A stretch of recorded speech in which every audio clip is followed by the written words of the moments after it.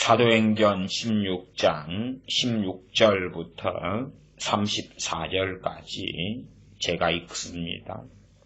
우리가 기도하는 곳에 가다가 점하는 귀신 들린 여종 하나를 만나니 점으로 그 주인들을 크게 이하게 하는 자야.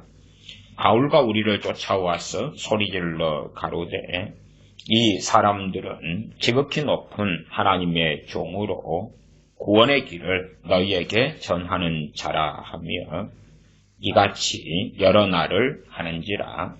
바울이 심히 괴로워하여 돌이켜 그 귀신에게 이르되 예수 그리스도의 이름으로 내가 내게 명하노니 그에게서 나오라 하니 귀신이 즉시 나오니라.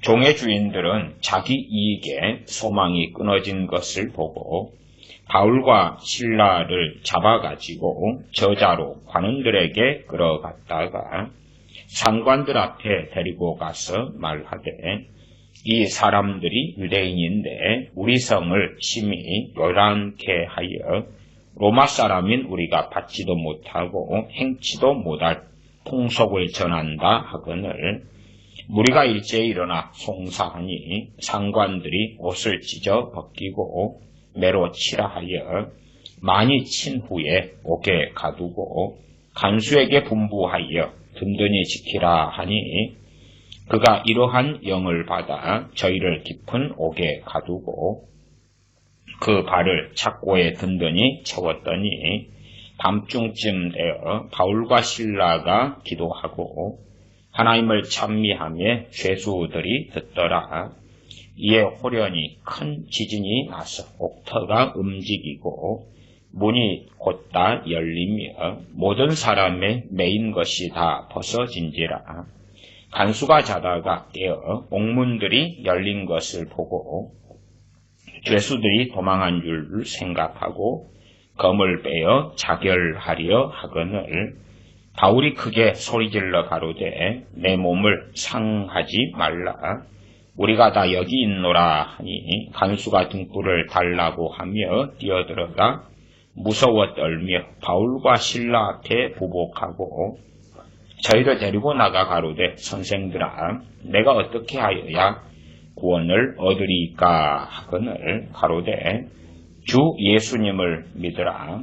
그리하면 너와 내 집이 구원을 얻으리라 하고 주의 말씀을 그 사람과 그 집에 있는 모든 사람에게 전하더라. 밤 그 시에 저희 간수가 저희를 데려다가 그 맞은 자리를 씻기고 자기와 그 권속이 다 세례를 받은 후 저희를 데리고 자기 집에 올라가서 음식을 차려주고 저와 온 집이 하나님을 믿었으므로 크게 기뻐하니라. 아멘. 사도행전 16장은 빌립보 전도에 대한 말씀이 나와 있습니다. 사도행전 16장에서는 16장 6절로 가면 성령님이 아시아에서 말씀을 전하지 못하게 하시거늘 부르기아와 갈라디아 땅으로 다녀가. 아시아에서는 우리가 잘 아시다시피 소아시아입니다.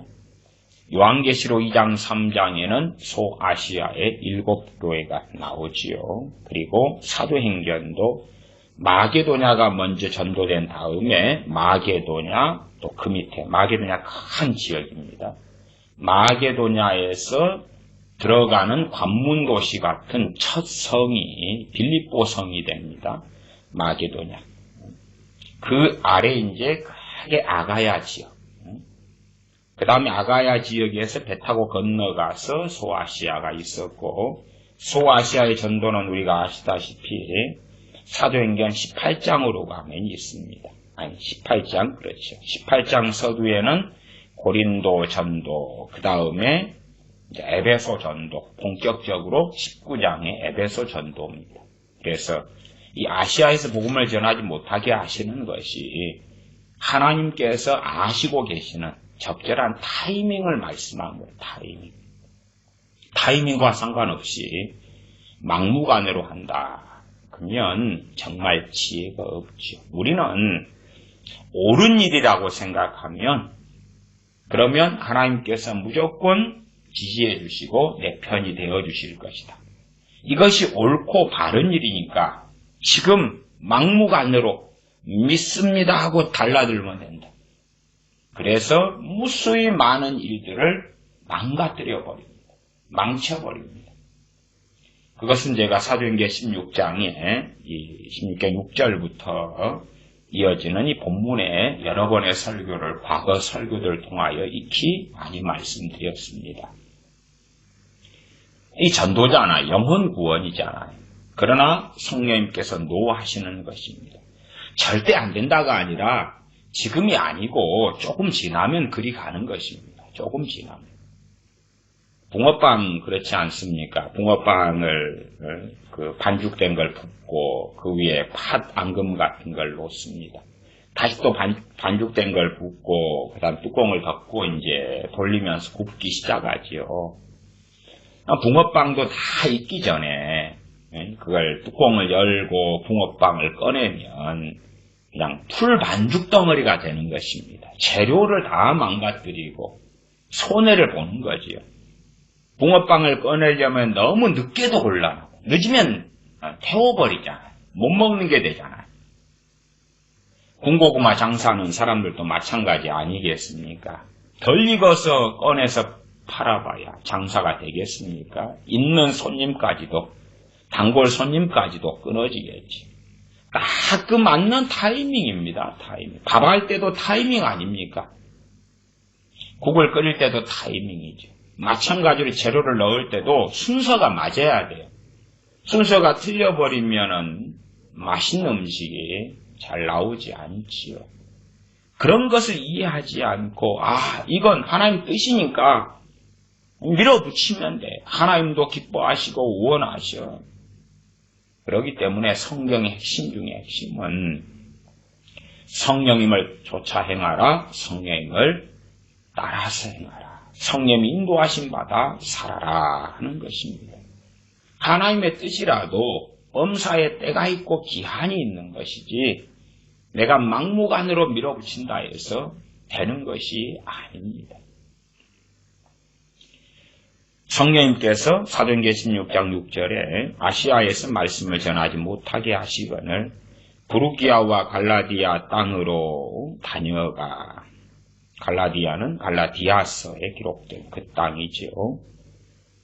무시아 앞에 이르러 비두니아로 가고자 했으되 거기도 이제 예수님의 영이 허락지 아니하시느니라. 성령님께서 허락지 아니하셨다. 비두니아로 또 가려는데 허락지 아니하셨다. 그것은 나중이에요. 나중. 9절에 밤에 환상이 바울에게 보이니 마게도냐 사람 하나가 서서 그에게 청하여 가로되. 아마 이 밤이라는 것은 사도 바울이 기도하던 그 밤이라 저는 그렇게 이해합니다.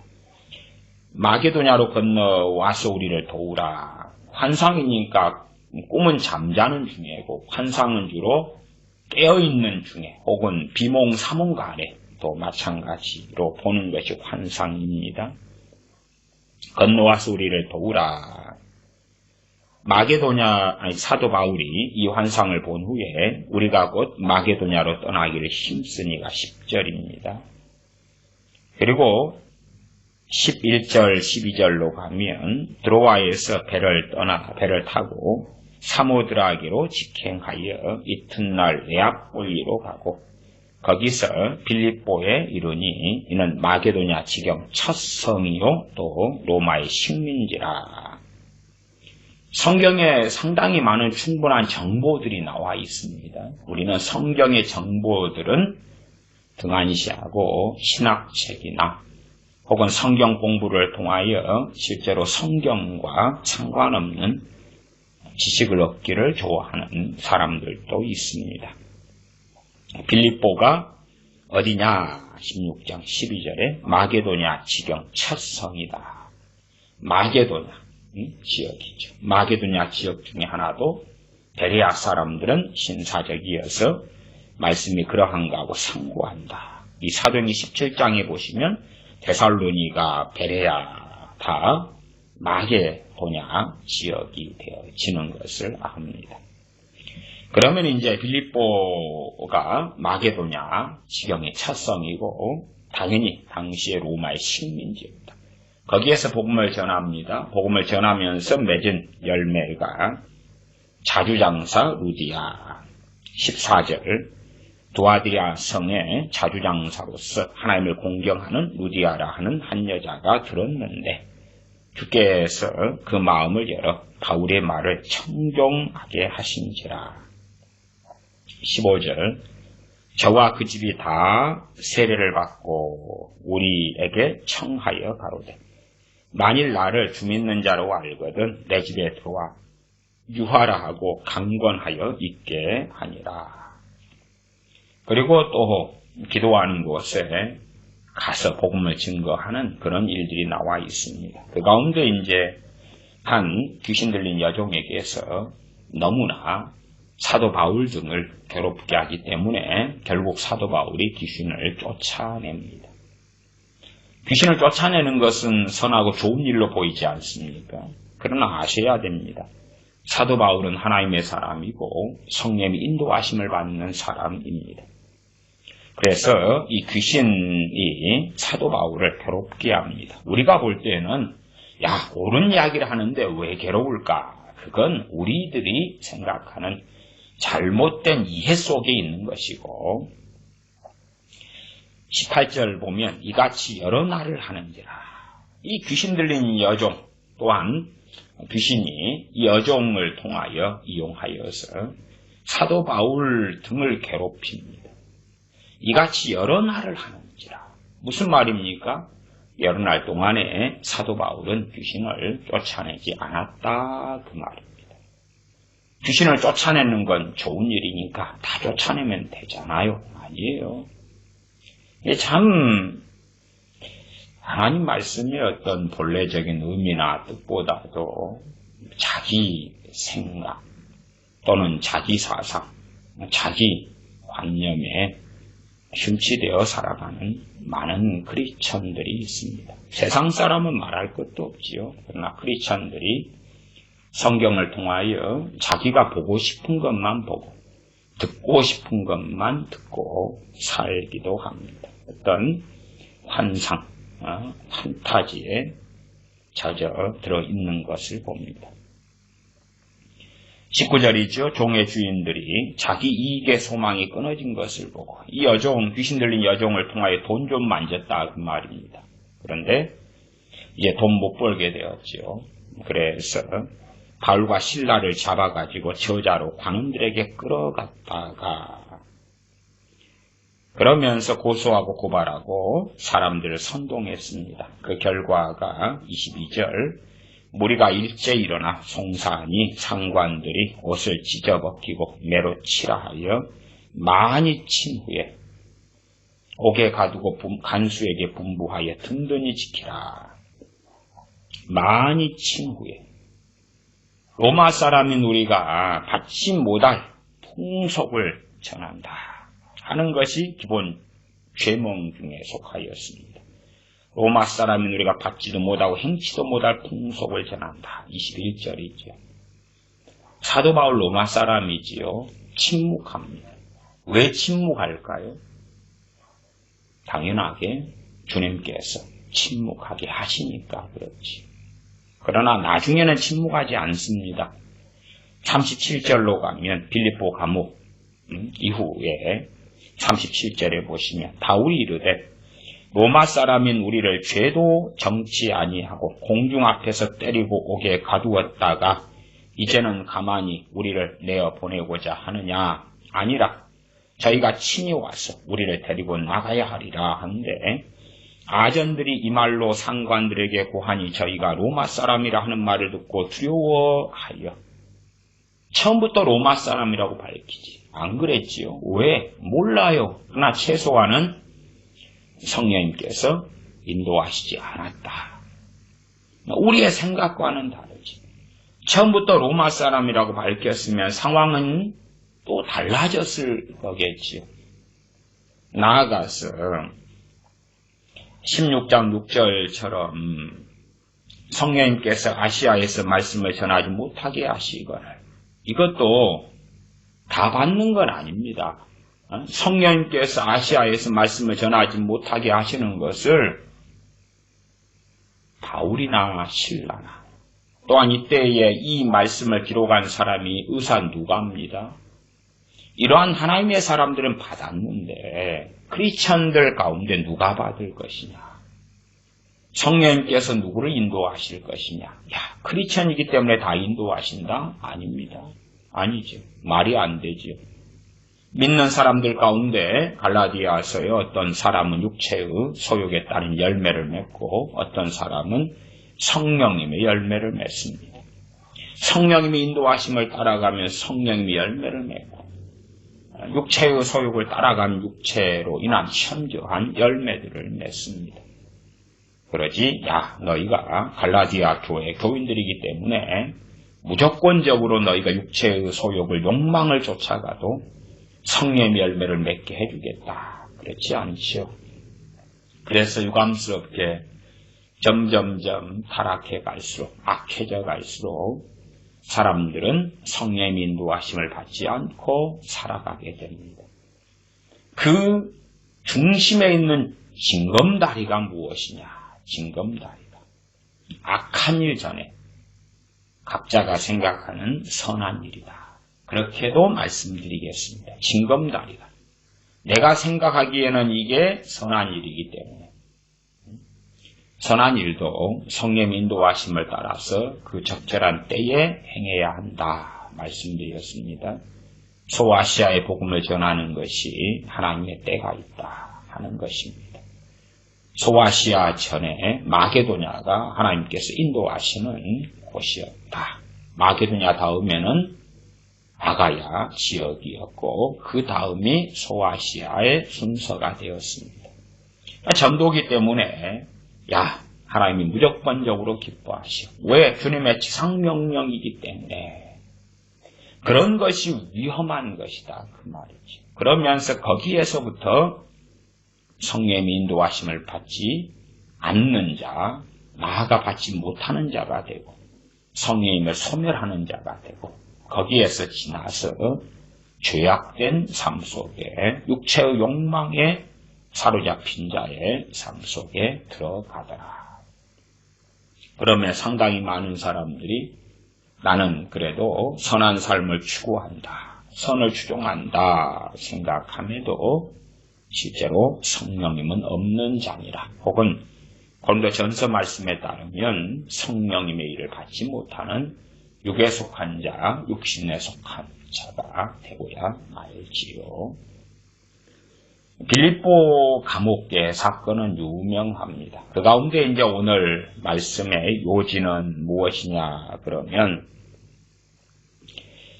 빌립보 감옥에서 바울과 실라가 기도하고 하나님을 찬미하고 죄수들이 들었고 그리고 감옥문이, 옥문이 열렸습니다.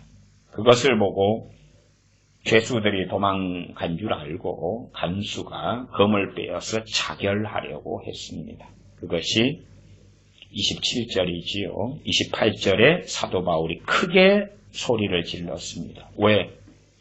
가까운 거리가 아니니까 옥문, 열린 옥문 바로 앞에 있었으면 아, 사람들이 그대로 있구나 하겠으나 멀리 떨어져 있으니까 또 컴컴하지 않겠습니까? 소리를 질러, 소리를. 그래야지만이 뜻을 전달할 수 있고 간수장이 자결하지 않을 수 있으니까 그렇지요. 내 몸을 상하지 말라. 우리가 다 여기 있노라. 우리가 다 여기 있노라. 29절 간수가 등불을 달라고 하며 뛰어들어가. 간수가 등불을 달라고 한다 그 말은 밑에 부하들이 있다는 이야기지요. 그래서 뛰어들어가 무서워 떨며 바울과 실라 앞에 부복하여 하고 저희를 데리고 나가. 어디에서요? 감옥 안에서 데리고 나갔다 그 말이지요. 그리고 가로되 선생들아 내가 어떻게 하여야 구원을 얻으리이까. 첫째 중요한 것은 이것입니다. 무엇이 중요하냐? 이 간수는 그 상황을 보면서 육적인 욕망으로 가지 않았다는 사실이죠. 이 간수에게 중요한 포인트는 무엇이었다는 이야기입니까? 그의 구원입니다. 그의 salvation, 그의 구원입니다. 그의 구원이지. 우리가 익히 잘 아는 영혼 구원입니다. 그의 관심은 돈이나 명예나 성공이 아니었고 이 감옥의 옥문이 열리는 그러한 정말 상상을 불허하는 이 기적 앞에서, 이 이적 앞에서, 이 초자연적인 현상 앞에서 바울과 실라가 하나님의 사람인 것을 인정하고 그 앞에 부복하고, 부복은 엎드린 것을 이야기합니다. 엎드려서, 그리고 엎드린 다음에 데리고 나가서 묻습니다. 선생들아, 내가 어떻게 하여야 구원을 얻으리까? 묻습니다. 우리가 어떻게 하여야 구원을 얻으리까? 비슷한 이야기로서 그렇게도 말하겠습니다. 질병이 믿지 않는 자들이 때로는 질병이 치유되기도 합니다. 우리 주 예수 그리스도의 이름으로 질병이 치유되기도 합니다.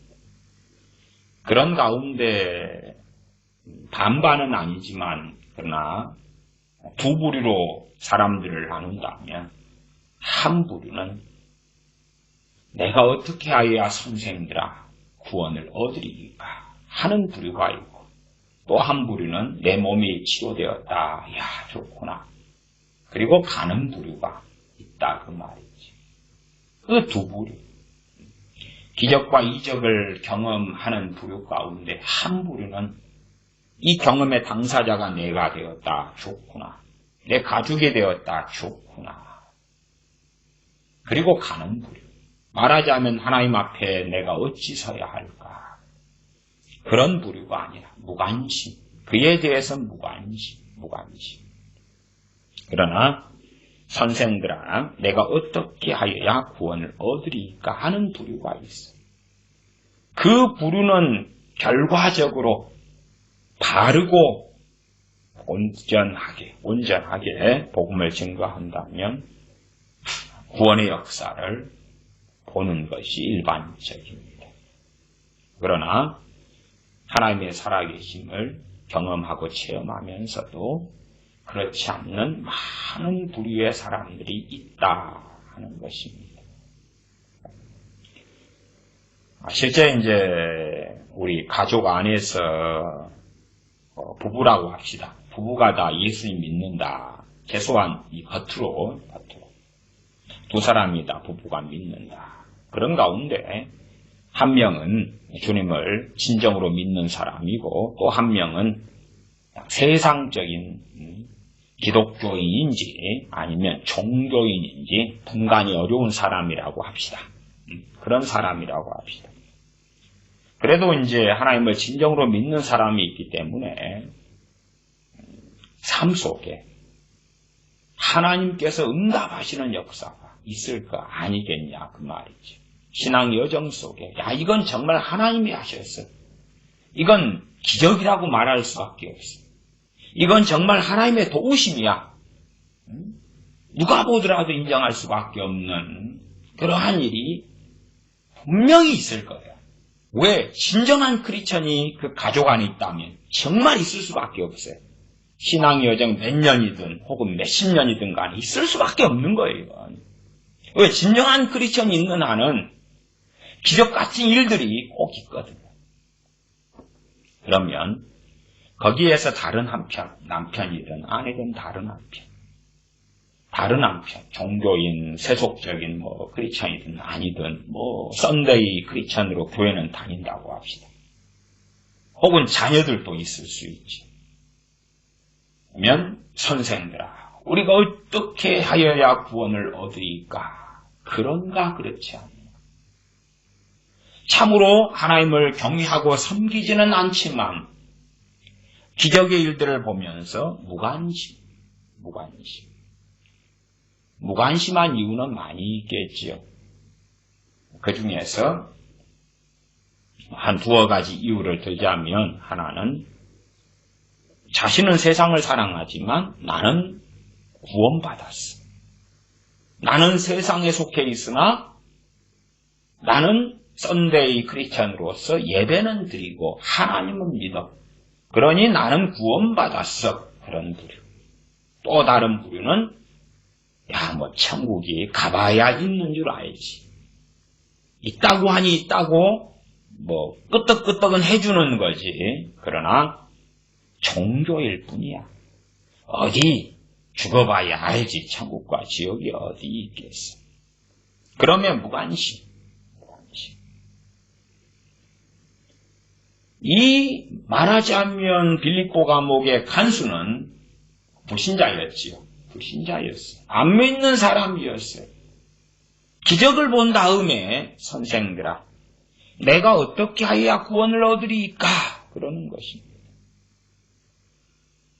당연히 우리가 구원받는 것은 이기적이게끔 보이지요. 그러나 당연하게 내가 구원받지 누가 구원받습니까? 대신 믿어줄 수 있나요? 대신 회개할 수 있나요? 신사도의 소위 창설자인 필러 신학교의 누구의 교회 성장학자, 그 양반은 대리회개, 대신 회개하는 게 가능하다. 그렇게 말했지만, 피터 와그너 박사, 그 거짓말이죠. 대신 회개가 어디 있습니까? 각자가 회개할 수밖에 없지, 대신에게 대리 회개가 과연 어디 있겠는가, 그 말이에요. 대신 믿는 것도 없고, 대신 회개하는 것도 없어요. 선생들아, 내가 어떻게 하여야 구원을 얻으리까? 각자의 구원이에요. 각자의 구원. 각자의 구원. 자신의 영혼에 대하여 지대한 관심을 가지고 있었다. 그 말입니다. 이런 사람들이 구원받습니다. 이런 사람들이 구원받아요. 어떤 사람들은 콩고물이라고 그러죠. 콩고물. 콩고물에 관심이 있어서 예수 믿는다는 사람이 많고요. 그리고 콩고물을 전도랍시고 증거하는 사람들이 아주 많습니다. 예수님 믿으면 건강해집니다. 예수님 믿으면 복됩니다. 예수님 믿으면 성공합니다. 예수님 믿으면 행복합니다. 예수님 믿으면 가정이 평안합니다. 예수님 믿으면 자녀가 잘 됩니다. 예수님 믿으면 어쩌고 저쩌고 콩고물. 그런데 그 콩고물의 상당한 것은 거짓말입니다. 콩고물의 상당한 것은 거짓말이에요. 사도들의 대다수는 가난하게 살았습니다. 그러면 콩고물의 상당수는 부자 되는 것이지, 성공하는 것이고, 잘 나가는 것이지. 다르지. 또 심지어는 참으로 하나님과 동행하는 사람들, 다 주여 한다, 그런 사람들에 대한 이야기가 아니고 하나님과 동행하며 함께하는 사람들에게 벌어졌던 이야기를 모든 믿는 사람에게 벌어지는 이야기로 일반화시키기도 합니다. 그래서 예수님 믿으면 이런 콩고물들이 당신에게 주어집니다. 세상 속담에서 연불보다 젖밥이다, 그런 말도 있지요. 그런 것처럼 세상의 콩고물, 예수님 믿었으면 이거. 그래서 나중에요, 형편이 좋아지지 않은 사람들이 그렇게 불평하고 불만합니다. 나 예수님 믿으면 이거 주어진다고 했잖아요. 나 예수님 믿고 그러한 것이 잘 되도록 지금 몇 년째 기다리고 있는데, 심지어는 기도도 하고 있는데 왜 아직도 아무 소식이 없냐고. 또 제가 지난번에도 한 두어 차례 말씀드렸는데, 어느 60대 남자분께서 평생 처음 그렇게 이제 형식적으로가 아니라 진짜 믿어보려고 예배당을 당일날 갔다가 밤 12시에 술이 만취가 돼가지고 저를 찾아오셨어요. 밤 12시. 제가 당연히 목사인 줄 알고요. 제게 자주 찾아오셔서 하소연과 술 주정을 하셨던 분이에요. 밤 12시 넘어서 제 집문을 두드리면서 저를 깨워서 목사님, 제 하소연 좀 들어주십시오. 그래서 그 집에 가서 이제 그분은 맥주를 쫙 쌓아놓고 마셔가면서 저한테 제가 오늘 정말 예배당에 갔단 말입니다. 하나님께 예배드렸단 말입니다. 그런데 지금 밤 12시가 넘었는데 하나님으로부터 소식이 없어요. 소식이 없어요. 소식이 있어야 될 거 아닙니까? 자신은 알코올 중독자예요. 내 알코올 중독이 다 고쳐지고 내 가정이 회복되고 내 잃었던 그분이 왕년에 돈이 한 30억이 있었던 분이에요. 이게 다 돌아오고 소식이 있어야 되는데 소식이 없습니다. 목사님, 왜 소식이 없을까요? 분명히 저를 전도한 분이 또 그 전에 전도 테이프들 같은 것을 듣고 그럴 때에 예수 믿으면 만사 형통하다고, 예수 믿으면 다 잘 된다고 그렇게 듣고 이제 예배당에 나갔단 말입니다. 예배를 드렸단 말입니다. 하나님을 믿었단 말입니다. 근데 밤 12시가 넘어서 오늘 주일날이 지났어요. 소식이 없어요. 하나님으로부터. 어쩐 일이답니까? 그러는 것입니다.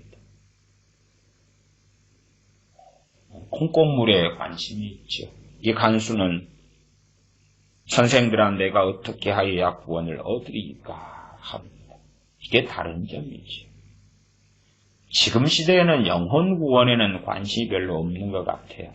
또 나아가서는 우리 믿는 크리스천들의 에베소 요한계시록 2장 에베소 교회에 너희가 처음 사랑을 버렸다 할 때 그 처음 사랑이 영혼 구원에 대한 이야기입니다. 영혼 구원에 대한 이야기. 구원 얻은 그 기쁨, 그 감격.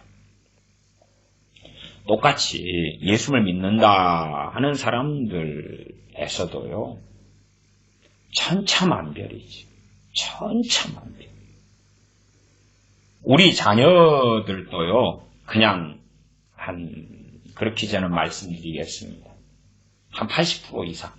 우리 자녀들이니까 이제 우리가 믿으니까 우리 자녀들도 예배당에 데리고 나갔을 거 아닙니까? 우리 자녀들 이야기로 하면 80% 이상 내 자녀가 천국 가는지 지옥 가는지 압니다.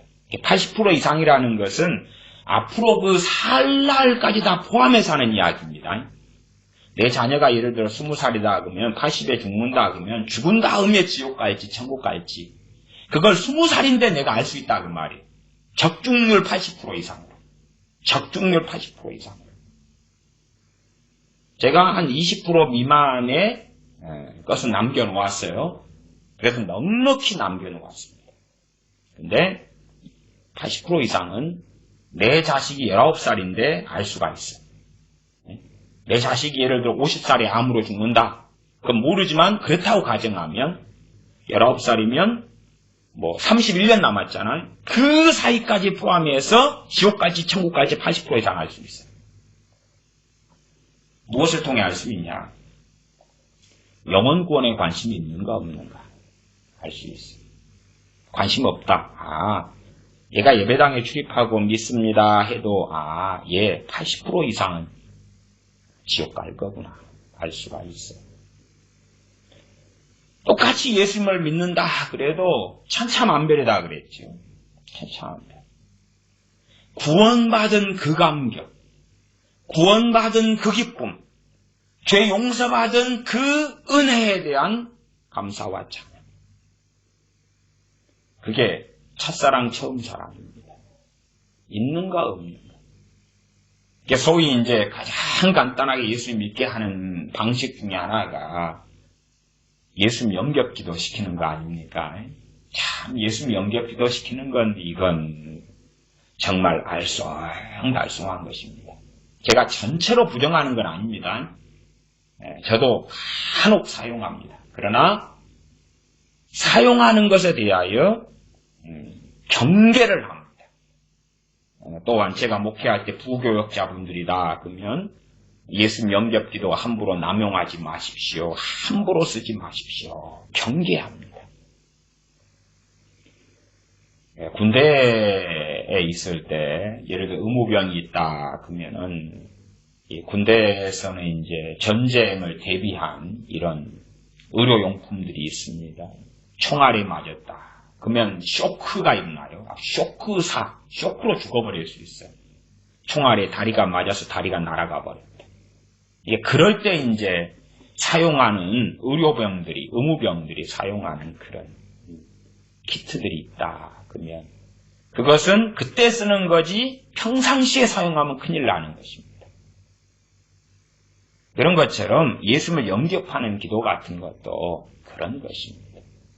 아무 때나 사용하면 오히려 해악을 가져와요. 그 사람에게 해악을 가져오는데 영접기도하는 것 항상 써도 좋다고 생각하는 거지.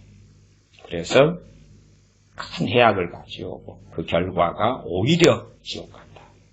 오히려 지옥 간다는 것입니다. 그래서 예수님 영접기도문 자체가 잘못이다는 게 아니라 남용하고 오용하고 악용하는 사례들이 훨씬 많아서 유익보다 해가 많다. 그러나 극히 일부에는 유익이 있고 예수님 영접하는 데 도움은 된다. 까지는 말씀드리겠습니다. 그래서 예수님을 영접을 했다. 이제 영접기도문을 써서 한 10명한테 썼다고 합시다. 그냥 10명이 다 결과가 예수 믿습니다. 영접합니다. 그런 10명에게 썼다. 결과가 천차만별이다. 그 말. 10명이다. 그럼 10명 가운데 하나는 열매로서 처음 사랑이 생깁니다. 열매로서 처음 사랑이 생겨요.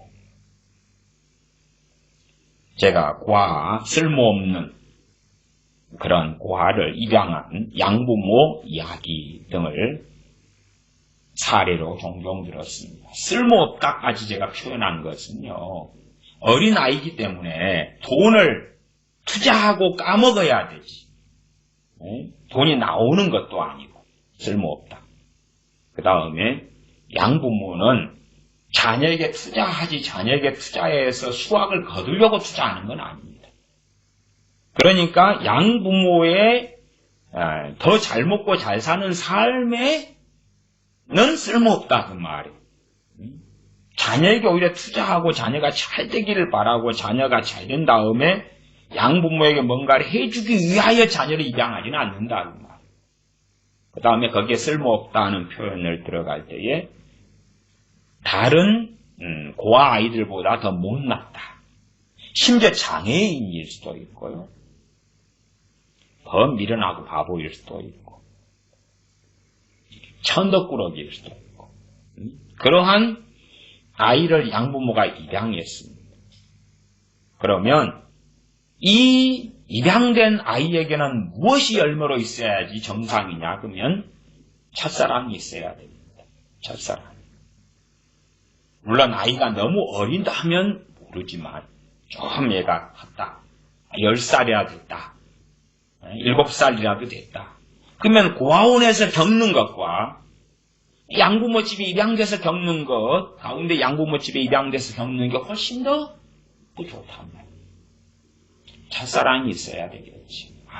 참 양부모님의 그 사랑과 은혜가 감사하고 최소한의 사람된 도리로서 양부모의 그 은혜에 보답해야지. 그 열매로서의 첫사랑을 이야기하는 것입니다. 비유로 든 것입니다. 10명이 똑같이 다 예수님 영접했다. 영접기도 해가지고 영접했다. 거부한 사람은 다행히 없었다. 그런 10명이라도 천지 차이, 극과 극의 결과가 나타납니다. 그 가운데 잘해야 한, 둘 정도.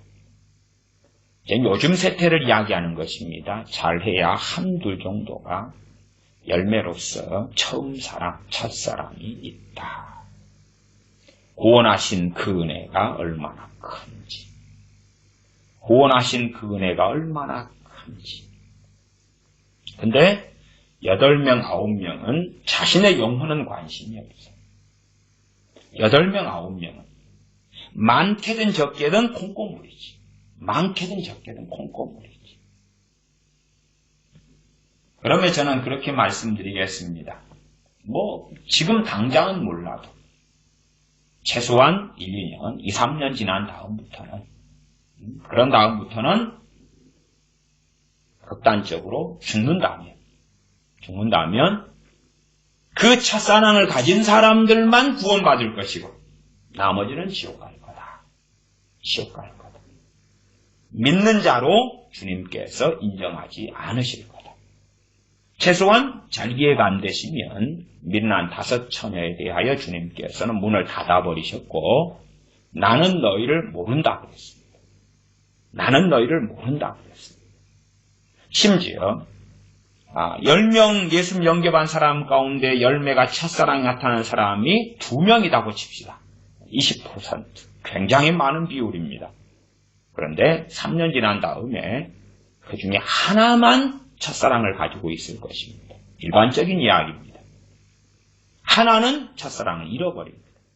처음에 믿을 때부터 첫사랑을 가졌으나 그래도 몇 년 지나면 잃어버리기 쉬운 것이에요.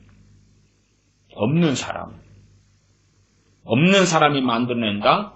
그건 가진 사람이 잃어버리는 것보다 훨씬 어려운 이야기입니다.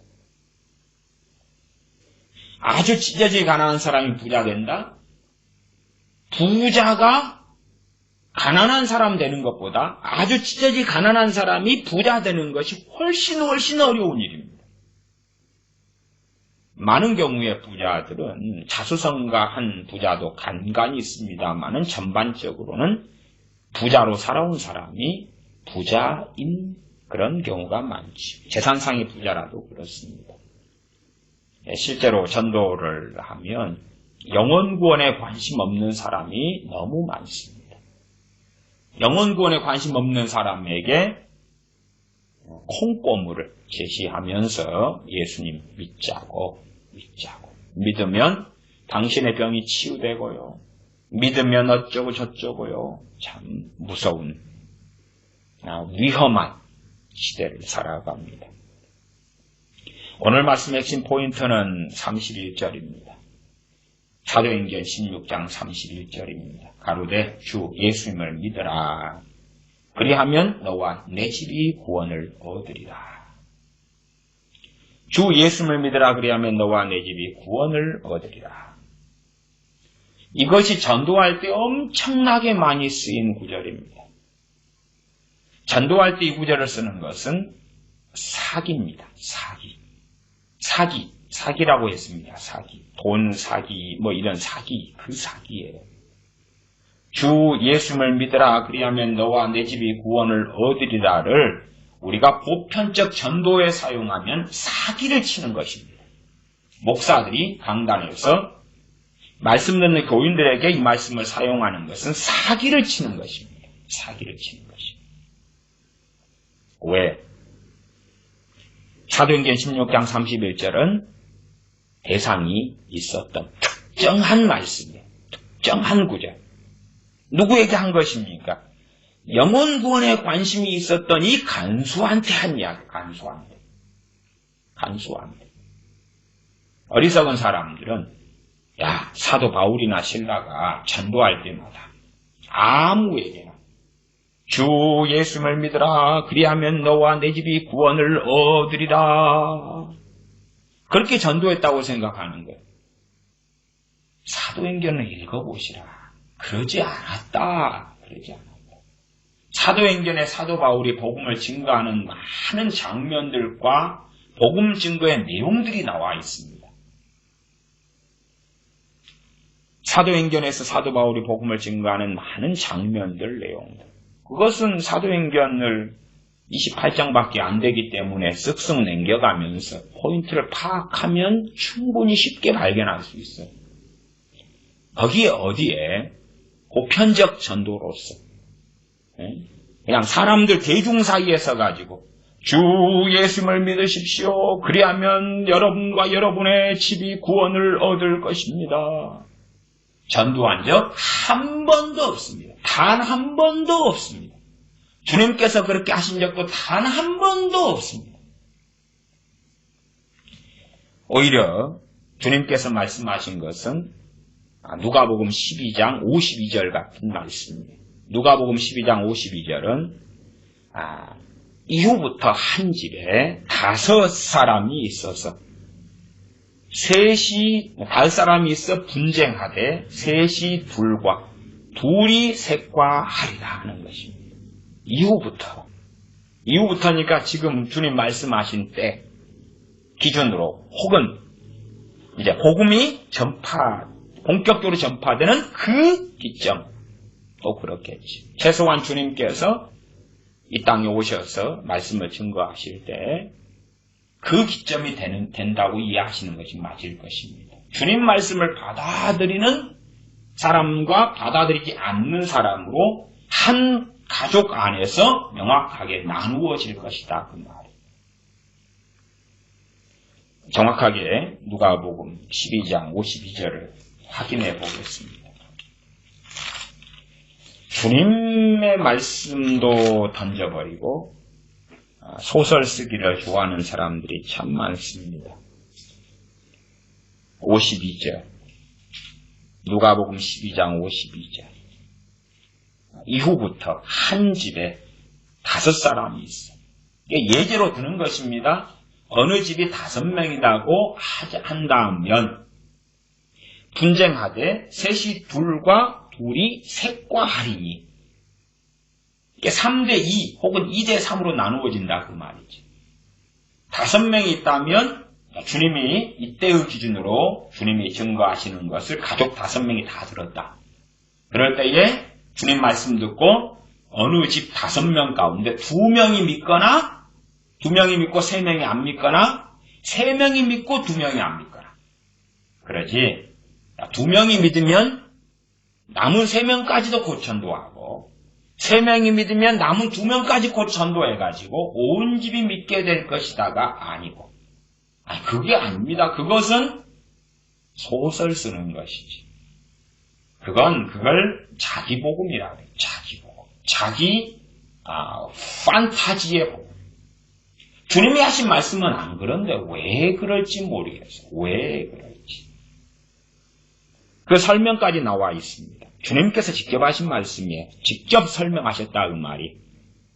누가복음 12장 53절에는 아비가 아들과 아들이 아비와 어미가 딸과 딸이 어미와 시어미가 며느리와 며느리가 시어미와 분쟁하리라. 이젠 분쟁의 시대야. 가족 구원의 시대가 아니야. 분쟁의 시대야. 분쟁의 시대야. 가족 구원? 제가 주 예수를 믿으라 그리하면 너와 내 집이 구원을 얻으리라. 또 가족 구원을 가지고 성경적 가족 구원이 어떤 것인가? 아마 요 근래 한 10년 사이에 4,000번 이상의 설교 가운데 한 2번 정도는 제가 한 것 같아요. 그러나 이제 오래전에 설교고 유튜브 상에서 오래전에 옛날에 있는 설교니까 최근에 말씀 듣는 사람들이 그런 것을 찾아서 듣거나 이러진 않으시니까 이런 또 질문들이 제기되니까 제가 말씀을 다시 또 유감스럽게 또 전합니다. 전에 했던 설교는 별로 그렇게 하고 싶지는 않아. 4천 몇백 편 최근 한 10년간 한 12년 그런 것만 해도 4천 몇백은 넘을 텐데 그래도 이제 했던 설교를 또 반복하고 또 보다도 어떤 성경의 주제가 있어서 그 주제에 각기 다른 본문들의 말씀들이 많이 있는 그런 경우는 주제에 따라서 동일 주제라도 계속 말씀을 증거할 수밖에 없기 때문에 그렇지만 동일한 본문을 가지고 동일한 또한 같은 주제의 설교는 별로 하고 싶은 그런 경우는 아닙니다. 하는 그래도 다소간의 반복적인 이야기를 다시 합니다. 왜?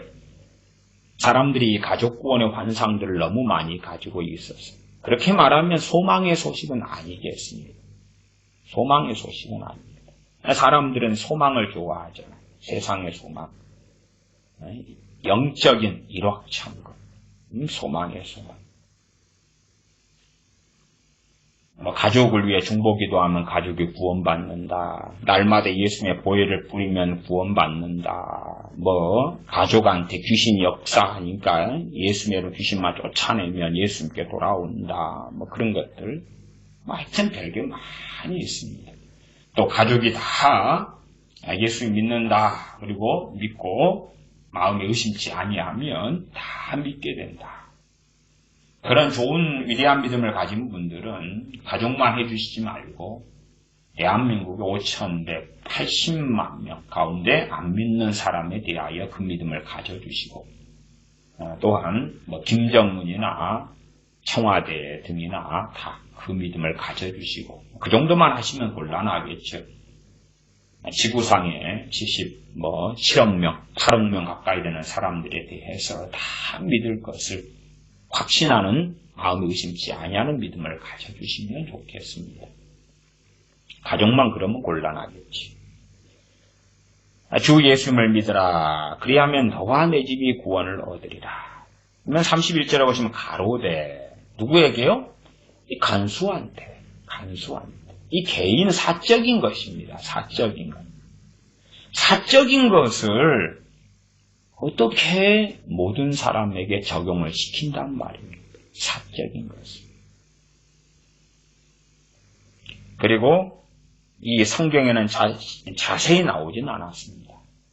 나는 이 간수의 삶이 가족 전체에 권위를 가지는 삶, 가족이 전체가 따르는 삶, 가족에게 인정받는 삶을 살고 있었다까지는 우리가 또한 얼마간 확인할 수도 있는 대목이 됩니다.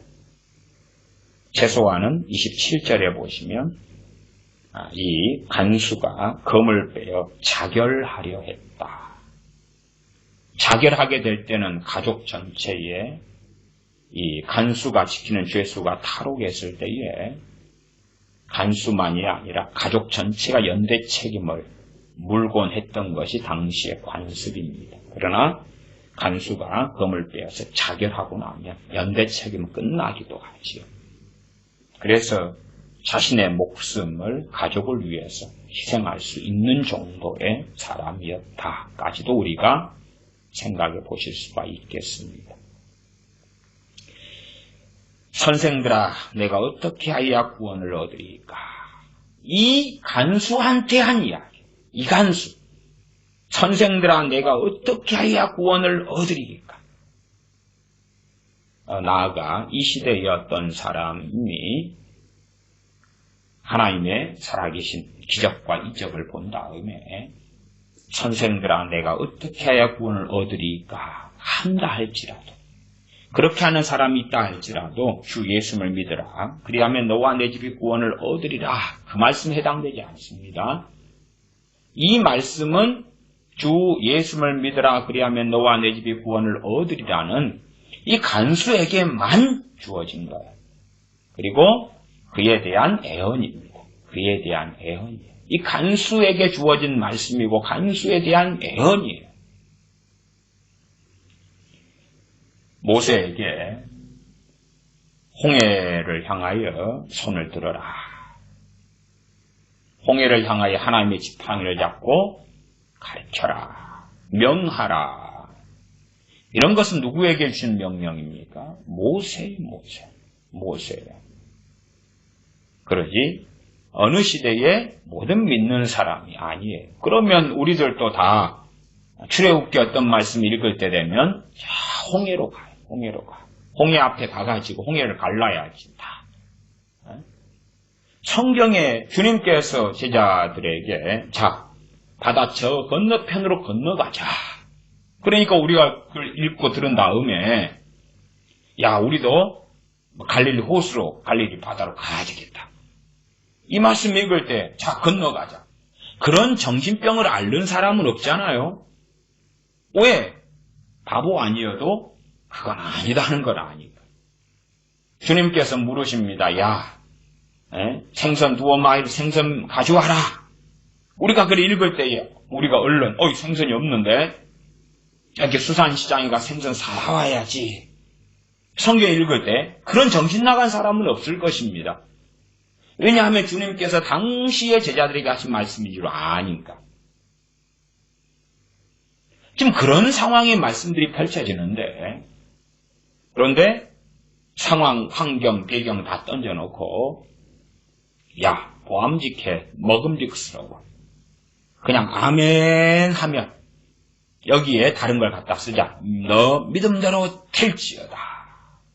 그 믿음을 가진 사람은 이 말씀을 자기 레마로 받아서 역사가 일어날 것입니다. 그런 사람들이 많아요. 이 말씀에 해당되는 사람은 이 간수였습니다. 간수에게 하신 말씀입니다. 나아가서 이제 역사 속에 소수겠지만 이 간수와 같은 자리에 있는 사람이 있겠지요. 예외적으로. 그건 예외. 아니, 고3 수험생들이 서울대 다 갑니까? 카이스트 다 들어갑니까? 혹은 예일대, 하버드에 다 들어갑니까? 소수잖아요, 소수. 그것보다 더 예외가 되는 것입니다. 그것보다 숫자는 훨씬 더 적은 거예요. 일반 고3 애들 가운데 서울대 들어가는 숫자보다도 비율과 확률이 더 적은 거예요, 사실은. 어떤 한 A라는 사람이 예수님 믿었는데 그 가족이 다 믿게 되는 경우. 그건 더 희박한 것입니다. 문제는 그 희박한 것에 비슷한 사례가 있다. 그래서 그런 사람이 이제 책을 쓰는 것이. 그런 사람을 세워서 간증을 세우는 것이. 그 다음에 그것이 일반론이다. 만들어버리면 무서운 것입니다. 나 예수님 믿어서 부자가 됐습니다. 그 사람을 간증자로 세우는 것입니다. 야, 봐보세요. 예수 믿으면 저렇게 유명해집니다. 그 탤런트들 앞에 간증 많이 하죠. 탤런트들 당연하게 어딘가 나면 돈 많지요? 성공했지요? 그 성공한 사람들 간증자로 세우는 것이고 돈 번 부자들 간증자로 세우는 것입니다. 나 예수 믿었더니 이렇게 됐어요. 그러면서 전도 간증 집회하고 거시기한 일입니다. 가로되 주 예수를 믿으라. 그리하면 너와 내 집이 구원을 얻으리라. 이건 간수한테 한 이야기. 빌립보 감옥에 간수한테 한 이야기. 왜 이 간단한 이야기를 이해를 못하지요? 이 간단한 이야기. 사도행전에서는요, 그래도 사례는 좀 나와 있습니다. 말하자면은 한 사람이 예수 믿은 다음에 전체가 다 믿게 된 경우가 여러분도 살펴보십시오. 근데 우리가 가볍게 생각할 때에 세 사례가 있습니다. 가볍게 생각할 때 세 예제가 있습니다. 한 예제는 이제 요 빌립보 감옥의 간수와 그 가족이 하나 있고, 그 다음에 16장애가 하나 더 있어요. 16장애가 앞에 루디아, 자주장사 루디아가 있습니다. 그래서 14절, 15절은 얼마 전에 읽었었어요. 16장, 14, 15절 다시 읽어볼게요. 그 포인트를 가지고. 두아드리아성의 자주장사로서 하나님을 공경하는 루디아. 루디아가 당연히 여자잖아요. 여자 가장입니다. 여자 가장. 당시에 2000년 전의 시대 상황 속에 여자가 가장이 돼가지고 장사를 한다는 것은 정말 보통 여자가 아닙니다. 보통 이런 어려움과 고난을 뛰어넘어야지 가능한 그 시대. 그러나 최소한 가족을 먹여 살리기 위해서. 그렇지만 그럼에도 수단과 방법을 가리지 않았던 사람이 결코 아니었다. 왜? 장사하는데 하나님을 공경했다. 그렇게 나오죠. 하나님을 공경하면서 여자가 뛰어들기 어려운 그 장사판에 뛰어들었어요. 누구 의지하고요? 하나님 의지하고. 하나님을 공경하면서. 가족의 생계를 위해서. 최소한이겠지. 왜? 진정한 크리스천들은 내가 불가피한 어떤 경우가 있을지 몰라도 그런 것 외에는 가족을 외면하지는 않기 때문에 그러하지요. 14절 두아디라 성에 자주장사로서 하나님을 공경하는 무리. 하나님을 공경했어요. 그러나 예수님은 아직 안 믿은 상태지요. 한 여자가 들었는데 주께서 그 마음을 열어 바울의 말에 청종하게 하신지라. 주님께서 직접 누구의 사례와 비슷합니까? 백부장 고넬료와의 사례와 비슷합니다. 하나님께서 천사를 고넬료에게 보내셔서 비장 시몬의 집에 있는 베드로 사도를 불러오게 합니다. 그리고 복음을 듣게 하십니다. 왜? 하나님을 공경했던 사람이 백부장 고넬료였기 때문에 그렇습니다. 그래서 야, 왜 우리 조상들은 구원받지 못했나요? 우리 조상들 가운데 하나님을 공경하는 사람이 있었다면 어떻게 해서든지 간에 주 예수 그리스도의 복음을 듣게 하셨을 것입니다. 꿈을 통해서라도 환상을 통해서라도 간혹 저는 다 믿지는 않습니다만은 그러나 다 부인하지도 않습니다. 어느 이슬람 사람 혹은 어느 유대인들 가운데 환상 꿈을 통하여 신기한 어떤 기적이 나타나서 주님 믿게 되었다. 그런 사례도 있습니다. 그러나 환상 꿈에서 천사가 복음을 증거해 주는 건 아닙니다. 그건 아니에요. 천사는 복음을 증거하는 사명을 받은 적이 없습니다. 그 어떠한 계기와 통로가 되는 경우는 있겠죠. 복음은 우리 크리스천들이 전하는 것입니다. 사명은 틀립니다. 16장 15절에 가면 저와 그 집이 다 세례를 받고 저와 그 집이 다 세례를 받고 하나님을 공경했다고 인정받는 자주장사 루디아는 자기가 하나님을 경외하고 집안의 가장인데 자기만 공경하고 끝났을까요? 그러지 않겠지. 그러니까 자기가 믿는 것이 그 집안의 구원으로 연결되는 것입니다. 저와 그 집이 다 세례를 받고 여기에 가족 구원이 나와 있습니다. 그 다음에 간수, 빌립보 감옥의 간수에 있어서도 그렇습니다. 32절 주의 말씀을 그 사람과 그 집에 있는 모든 사람에게 전하더라. 32절이었어요. 그 사람과 그 집에 있는 모든 사람. 33절 밤 그 시에 간수가 저희를 데려다가 그 맞은 자를 씻기고 자기와 그 권속이 다 세례를 받은 후 복음을 먼저 전하고 만약에 맞은 자리가 아프고 막 피딱지가 않고 그 상황인데 바울과 실라는 복음부터 먼저 전하겠다는 거였겠지. 복음을 먼저 전하고 그 다음에 이제 씻고 막 아까진기 같은 거 약 발라주고 그러면서 세례까지. 자기와 그 권속이. 여기도 권속이라는 말은요. 이제 과거에 한 80년대부터 교회 안에서 이제 하나님의 이 백성들을 향해서 이제 목회자들이 기도할 때에 이 하나님의 권속들을 축복해 주시옵소서 이렇게도 쓰거든요. 그러나 이제 권속 그러면 그 가장이 간수였다는 이야기. 그 다음에 가장에게 가장의 권위 속에 속한 이 가족이라는 표현으로서 권속 이렇게도 봅니다. 그래서 자기와 그 권속이 다 세례를 받은 자신의 권위 아래에 있는 그 가족들이에요. 34절 저희를 데리고 자기 집에 올라가서 음식을 차려주고 저와 온 집이 하나님을 믿었으므로 크게 기뻐하니라. 가족 구원의 역사가 나타났지요. 이것은 예외.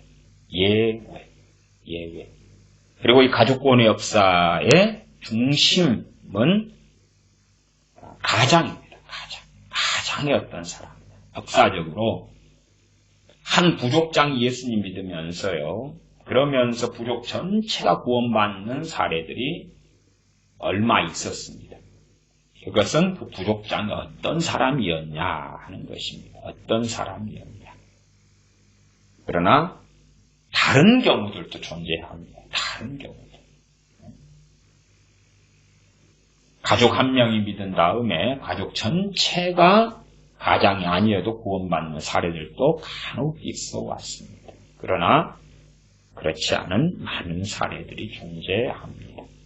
오히려 주님 말씀이 정확한 것입니다. 누가복음 12장 52절, 53절, 그 앞에 51절, 50절 이런 말씀이 정확한 것이에요. 나는 너희에게 검을, 칼을 주러 왔노라, 불을 주러 왔노라.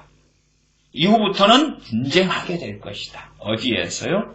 너희 가족 안에서 분쟁하게 될 것이다. 그것이 주님께서 말씀하신 보편적 진리입니다. 보편적 진리예요. 가족 구원의 사례가 전혀 없다 이런 게 아니에요. 그러나 보편적 진리가 무엇이고 예외적인 말씀이 무엇인지에 대한 구분이 있어야 돼요. 왜 주님의 말씀은 안 받아들이고 안 믿고요. 그리고 개인인 빌립보 감옥의 간수에게 한 말씀을 주님 말씀을 치워버리고 보편적 진리의 자리에 가지고 오려고 그러느냐? 왜 그럴까요? 우리의 욕심이, 우리의 욕망이 그것을 원하기 때문에 그렇지. 우리의 욕심과 욕망이 그걸 원하기 때문에 그런 것입니다. 최소한 이제 우리가 주님 믿은 다음에 우리의 자녀의 구원은 어떻게 될 것인가? 그런 건 있겠죠. 내가 남편이 예수님 믿거나 아내가 예수님 믿어서 상대방을 구원한다? 그런 것은 어렵습니다. 어려워요. 어렵고 심지어 극히 어렵다고도 말할 수 있어요. 어느 정도까지는 가능하게 보일 수 있냐 그러면요. 상대방을 예배당에 데리고 나가는 것까지는 어찌 되는 것처럼 보일 수는 있어요. 그러나 부부가 다 진정으로 깨어있는 하나님의 사람이 된다. 그것은 굉장히 희박합니다. 굉장히 희박해요. 드뭅니다. 드물어. 심지어 상당히 드뭅니다. 저도 어쨌든 목회해오거나 또 집회를 그래도 대중 집회를 7년 이상을 서울 중심으로 해왔기 때문에 또 신앙 연수가 그래도 좀 되니까 많은 크리스찬 부부들을 보잖아요. 또 남편이 아내가 상대 배우자를 전도해가지고 함께 신앙생활하는 케이스들을 많이 듣고 많이 합니다. 정확한 통계와 데이터는 내지 못했습니다. 이제 제가 만난 모든 사람들 가운데 이제 어찌 됐느냐 이걸로 총 데이터는 안 냈다 그런 말이죠. 가능하지도 않은 것 같고요. 이제 기억력이 그렇게 썩 좋은 게 아니었어요. 그러나 둘 다 예수님 믿는데 부부 둘 다 깨어있는 나아가 성령 충만한 주님을 사랑하는 크리스천 부부다. 그런 부부의 사례는 얼마 못 봤습니다.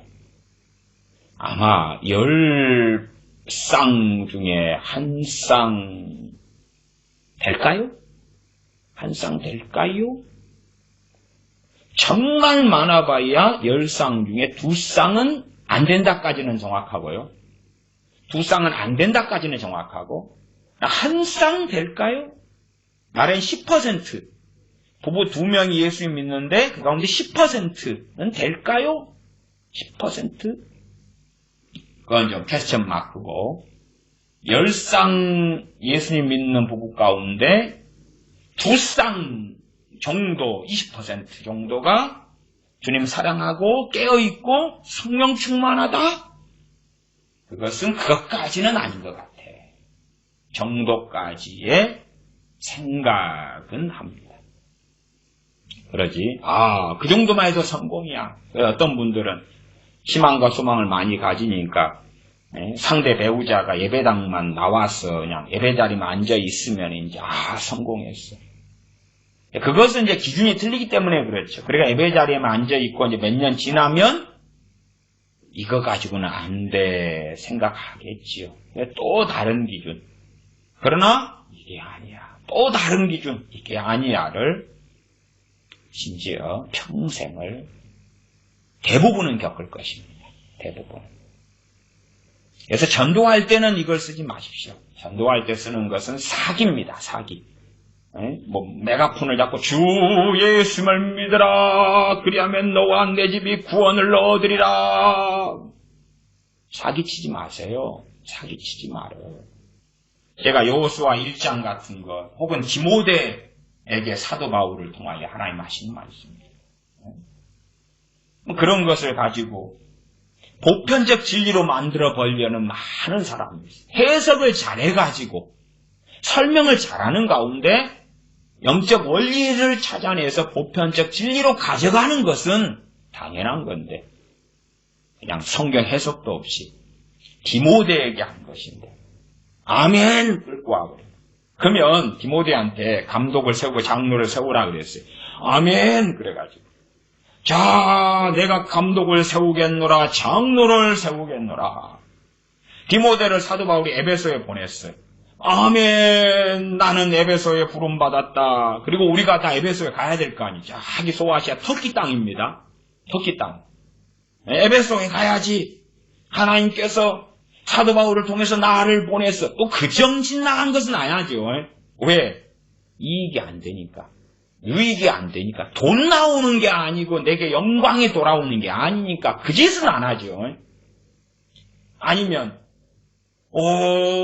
성경 디모데 전서 보니까 나한테 감독 세우라 그래서 장로 세우라 그랬어. 집사 세우라 그랬어.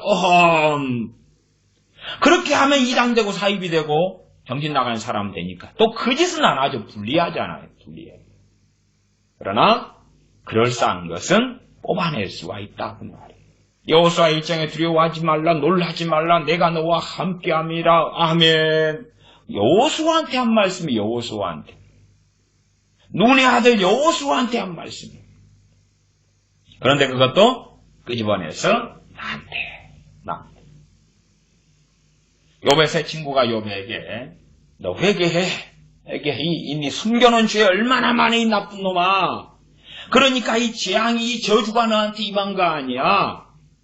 회개해. 그러면 내 시작은 미약하였으나 내 나중은 심히 창대하리라 하고 정죄한 거예요.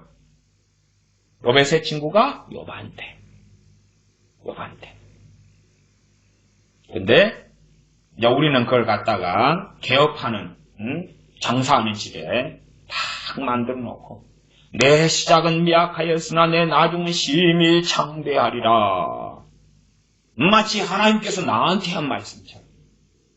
아니 욥의 세 친구 욥을 정죄하면서 하는 거예요. 성경을 자기 마음대로 갖다 써먹는 것에 능통하단 말이에요. 능통해. 주 예수를 믿어라. 그건 선생들아 내가 어떻게 해야 구원을 얻으리까 하고 빌립보 감옥의 간수가 바울과 실라 앞에서 물었던 질문에 대한 답인 거예요. 주 예수를 믿어라. 그리하면 너와 내 집이 구원을 얻으리라. 지금 바울과 실라는 이 간수의 집사람들이 어떤지 몰라요. 그러나 성령님의 역사로 예언이 나오는 것이 간수 한 명이 예수를 믿는 것이 그 가족 전체가 간수가 동의하고 인정해서 간수의 가족 본소에게 복음을 증거할 때에 그 가족까지 다 믿게 될 준비를 간수가 삶으로 해놓았다는 것이 예언인 것이에요. 예언. 간수에게 한 예언이에요. 어떻게 이것이 가족 구원으로 쓰이는지 저는 도무지 이해할 수가 없어요. 그러나 한편으로는 이해가 돼요. 왜 각 사람의 욕망에는 주님의 말씀은 자기에게 소망을 주지 않거든요. 이후부터는 한 집에 5사람이 있어서 분쟁하되 셋이 둘과 둘이 셋과 8이니 소망이 안 생겨.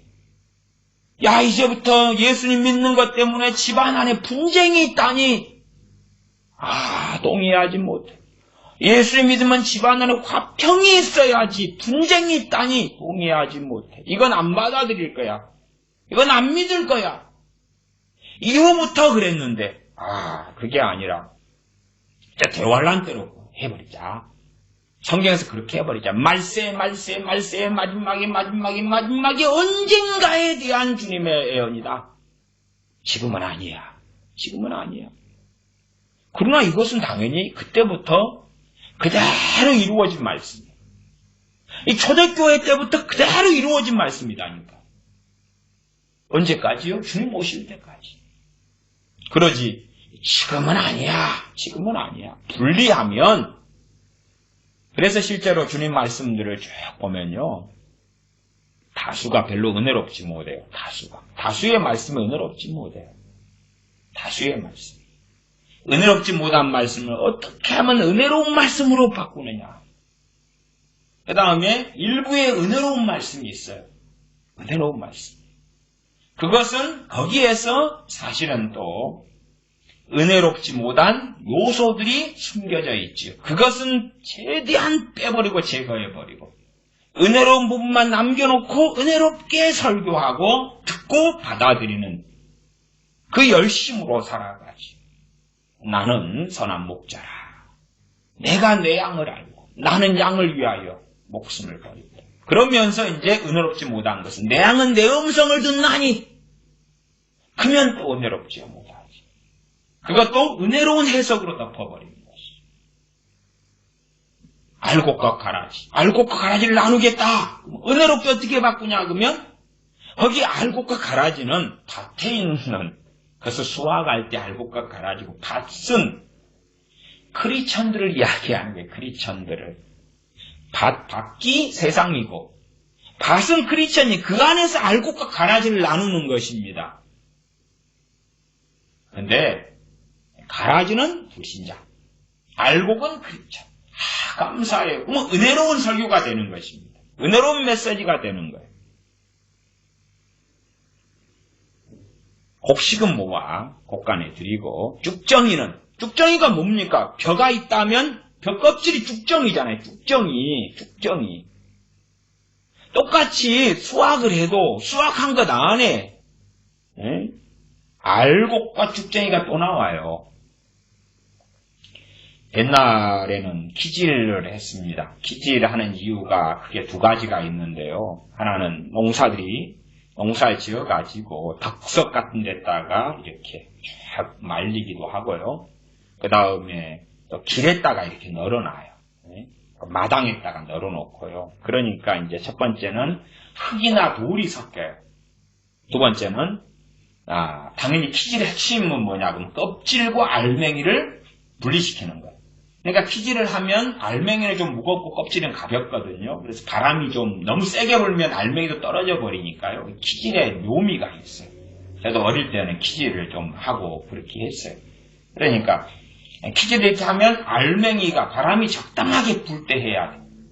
알맹이는 올라갔다가 중력에 의해서 약한 바람이니까 덜 날리고 키 위에 딱 떨어지고, 껍질이 이제 옆으로 떨어져요. 바람을 타니까 껍질이. 그래서 수확한 것 가운데서 알곡과 그 다음에 이 껍질로 나누어지는 것이.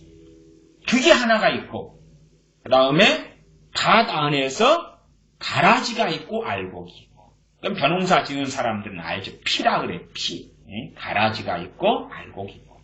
가라지도 이제 크게 두 종류가 있겠죠. 논밭 안에가 자라는 잡초가 있고. 그 다음에 이제 그거 말고 특정 잡초인데 꼭 벼처럼 생긴 그 진짜 같이 보이는 가짜인 것이 또 있어요. 그런 두 종류가 있을 거예요. 어떨 때는 심지어는 그런 이야기도 있습니다. 저기 사막기후가 된 데는 잡초가 알고 심는데 도움이 돼서 잡초를 뽑아버리면 물기가 같이 없어져 버려서 잡초는 안 뽑아야 되는 어떤 지형과 그런 것들도 있어요. 이제 보편적으로는 또 다르죠. 어쨌든 알곡과 가라지를 나눈다. 그러면 알곡은 예수 믿는 사람들이 다 알곡이고 안 믿는 불신자들이 다 가라지다. 그러면 은혜로운 메시지가 되는 거예요. 말씀은 다 이것저것 짬뽕하고 빼버리고 섞어버리고 성경의 본래 의미 주님 말씀하고는 다 어그러지게 만들어서 어떻게 하면 은혜롭게 될까?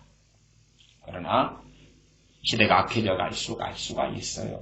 우리 크리스천들 중에서 최소한 그래도 다는 아니지만 누가 구원을 얻을 것인가 할 때에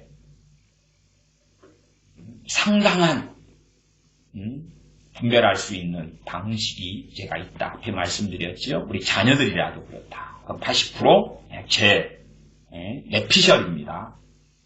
그러나 일반 크리스천들 가운데 영혼 구원에 관심이 있다. 영혼 구원, 크리스천 가운데 영혼 구원에 관심이 있다는 것은 당연한 열매로 처음 사랑이죠. 처음 사랑이 있다. 그 다음에 불신자들 가운데나 우리 자녀들 가운데 누가 구원을 얻을 수 있을까?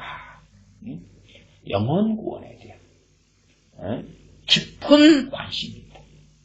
이 간수는 선생들아, 내가 어떻게 하여야 구원을 얻으리까? 내가 어떻게 해야 구원을 얻으리까? 그런 사람이지. 그래서 지금 시대에는 구원받는 사람들은 아주 적게 됩니다. 교회 안에 크리스천들 가운데도 구원받는 사람들은 아주 적게 됩니다. 왜요? 세상에 관심이 있잖아요. 내 영혼에 관심이 있는 게 아니에요. 심지어는 따놓은 당상이다. 그러나 구원에 대한 따놓은 당상이라는 것은 나 이미 구원받아 버렸어. 그런데 구원하신 그 은혜에 대한 감사, 구원하신 그 은혜에 대한 찬양, 찬미, 영광을 돌려드리는 것 등은 관심도 없고 그렇게 하지도 않는다. 그러면 과연 그 사람이 구원받게 될 것인가? 그 사람의 이름이 여전히 생명책에 있을 걸로 기대되는가? 따놓은 당상이다. 헛소리하지 마시라. 이름이 생명책에서 지워지거나 흐려져 가고 있거나 사라졌을 수 있다. 정말 그 10명이 예수 영접기도 해가지고 다 아멘 영접기도 했습니다. 이제 믿습니다 했는데 천차만별이 있다 했죠. 그 아내가. 그러나 이제 저희 같은 사람들은 그 10명의 구원의 상황이 어찌 됐는지는 알 수가 없어요. 주님만이 정확히 아시죠. 주님만이 정확히 아시죠. 그럼에도 최소한 우리가 눈에 보는 대로 생각하는 것하고는 결과가 상당히 다를 것이다. 까지는 알만한 사람들은 알 것이다. 이렇게 봅니다.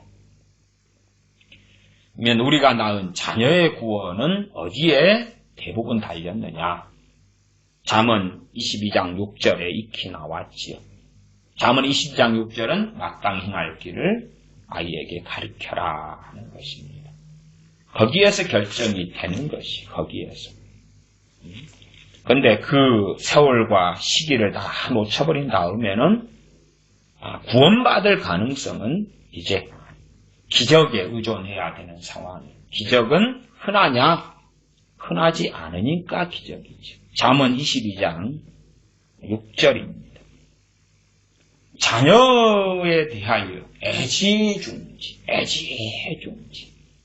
자녀가 세상을 추종하고 달려가는데도 애지중지. 잠언 22장 6절 보시면 마땅히 행할 길을 아이에게 가르치라. 그리하면 늙어도 그것을 떠나지 아니하리라. 늙어도 떠나지 않는다. 22장 15절로 가면 아이의 마음에는 미련한 것이 얽혔으나 어린 아이지요.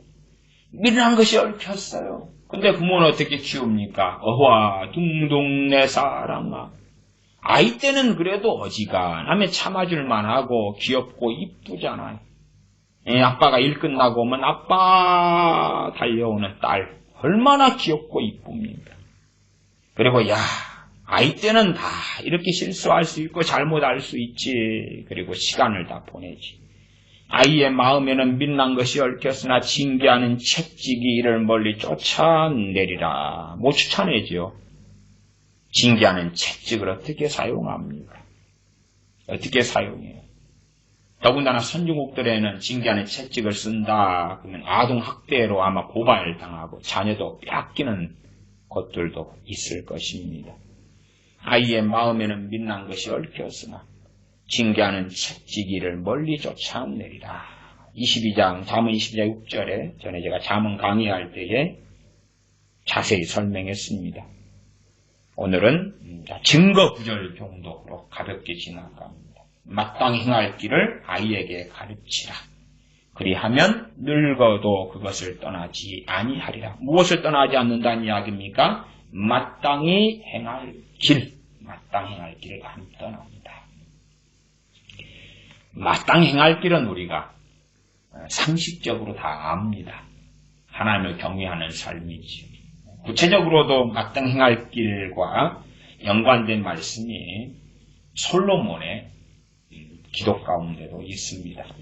솔로몬의 기도 가운데 공통적으로 열왕기상, 열왕기하, 역대상, 역대하가 공통적인 말씀이 많이 나와 있습니다. 솔로몬의 이 기도에 열왕기상 8장, 역대하 6장에 같이 나와 있는데 그 중에 열왕기상 8장을 보겠습니다. 열왕기상 8장입니다. 열왕기상 8장입니다. 8장. 열왕기상 8장.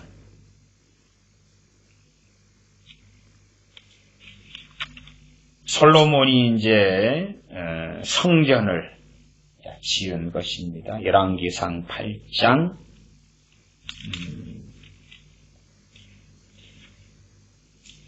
8장 일단은 8장 22절 먼저 읽어보겠습니다.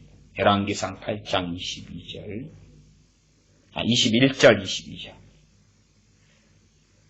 내가 또 그곳에 우리 열조를 애굽 땅에서 인도하여 내실 때에 저희와 세우신 바 여호와의 언약궤를 위하여 한 처소를 설치하였노라. 여호와의 언약궤를 위하여 설치한 처소가 어디입니까? 지성소지요. 성전의 지성소고. 22절 솔로몬이 여호와의 단 앞에서 이스라엘의 온 회중을 마주 서서 하늘을 향하여 손을 펴고 가로되 이스라엘의 하나님 여호와여 상천하지에 주와 같은 신이 없나이다. 주께서는 온 마음으로 주의 앞에서 행하는 종들에게 언약을 지키시고 은혜를 베푸시나이다. 핵심 포인트가 나왔습니다. 23절에 보시면 주께서 여기서 주께서는 아버지 하나님을 이야기합니다. 그러면 하나님께서 언약을 누구에게 지키시고 은혜를 누구에게 베푸신다고 나왔습니까? 솔로몬이 정확히 알고 기도하지 않습니까? 주께서는 온 마음으로 주의 앞에서 행하는 종들에게. 이게 나왔잖아.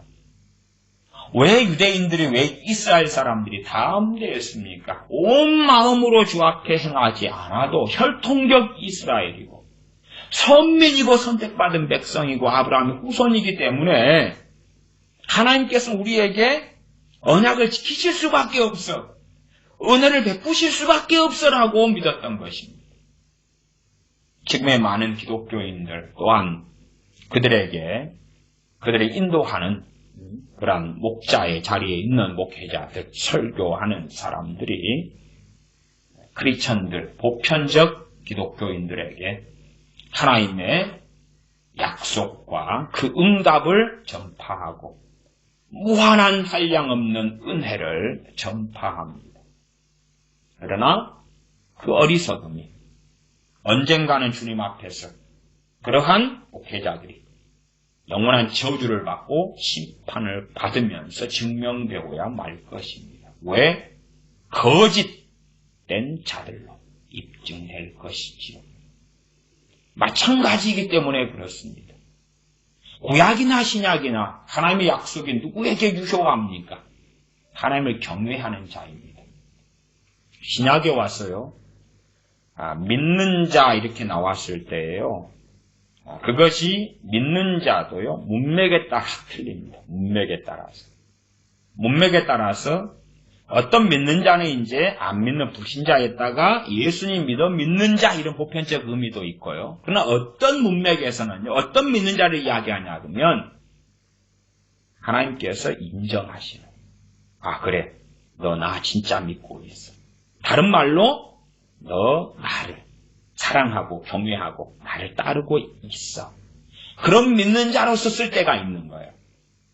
그것을 파악하려면 문맥을 파악해야 돼, 문맥을. 그러나 우리는 이것을 파악하기를 좋아하지 않아요. 왜? 내 자녀가 15살이라고 합시다. 교회를 다니고 있어요. 믿습니다. 그러고 있어요. 그러면 내 15 자녀에게 그 믿는 자, 그다음 거기에 연관된 하나님의 말씀이 있다. 그걸 적용시키고 싶잖아요. 적용시키고 싶어. 심지어 내 가족 가운데 믿는 자, 그런데 상식적으로 내가 생각했을 때도 썬데이 크리스천에 불과해. 정말 주님 사랑하는 건 아니야. 형식적으로 예배드려. 기도 생활도 안 해. 그러나 내 가족이기 때문에 문맥을 보면 시험에 들죠. 이 약속을 하나님께서는 믿는 자에게 하신 약속을 이루어 주셔서 몇 년 안에 넌 정말 하나님 보시기에도 너무 열매가 좋은 사람이 될 것이야. 하나님이 일하심으로. 하나님이 일하심. 그가 똑바로 하나님을 경외함으로가 아니라 하나님을 그가 경외함으로는 가족으로 함께 살아왔기 때문에 그건 안 될 거야. 알겠지요? 그건 안 될 거야. 아니까.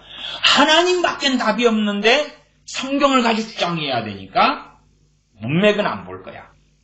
문맥은 안 볼 거야.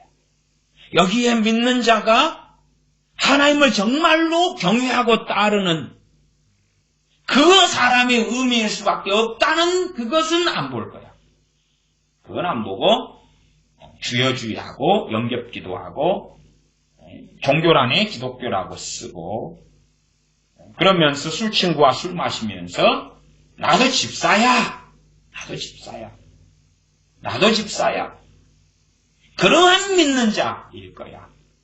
그렇게 신약에 믿는 자 나왔을 때에 그것이 상당히 믿는 자마다 다르다는 것을 문맥에 따라서 이해하려고 안 하는 것이지. 자기 세뇌를 시켜가지고 자기 합리화를 시켜가지고 의심하는 건 안 돼. 문맥을 살피는 건 안 돼. 무조건이야. 무조건. 그러기를 원하지요. 그러나 그것은 신약과 구약이 함께 갑니다. 이 솔로몬의 여호와의 단 앞에서의 기도 가운데 8장 열왕기상 8장 23절은 함께 가죠. 주께서는 하반절 온 마음으로 주의 앞에서 행하는 종들에게 언약을 지키시고 은혜를 베푸시나이다. 크리스천들 가운데 온 마음으로 주의 앞에서 행하는 그 자녀들에게 언약을 지키시고 은혜를 베푸신다는 것은 변치 않습니다. 변치 않아요.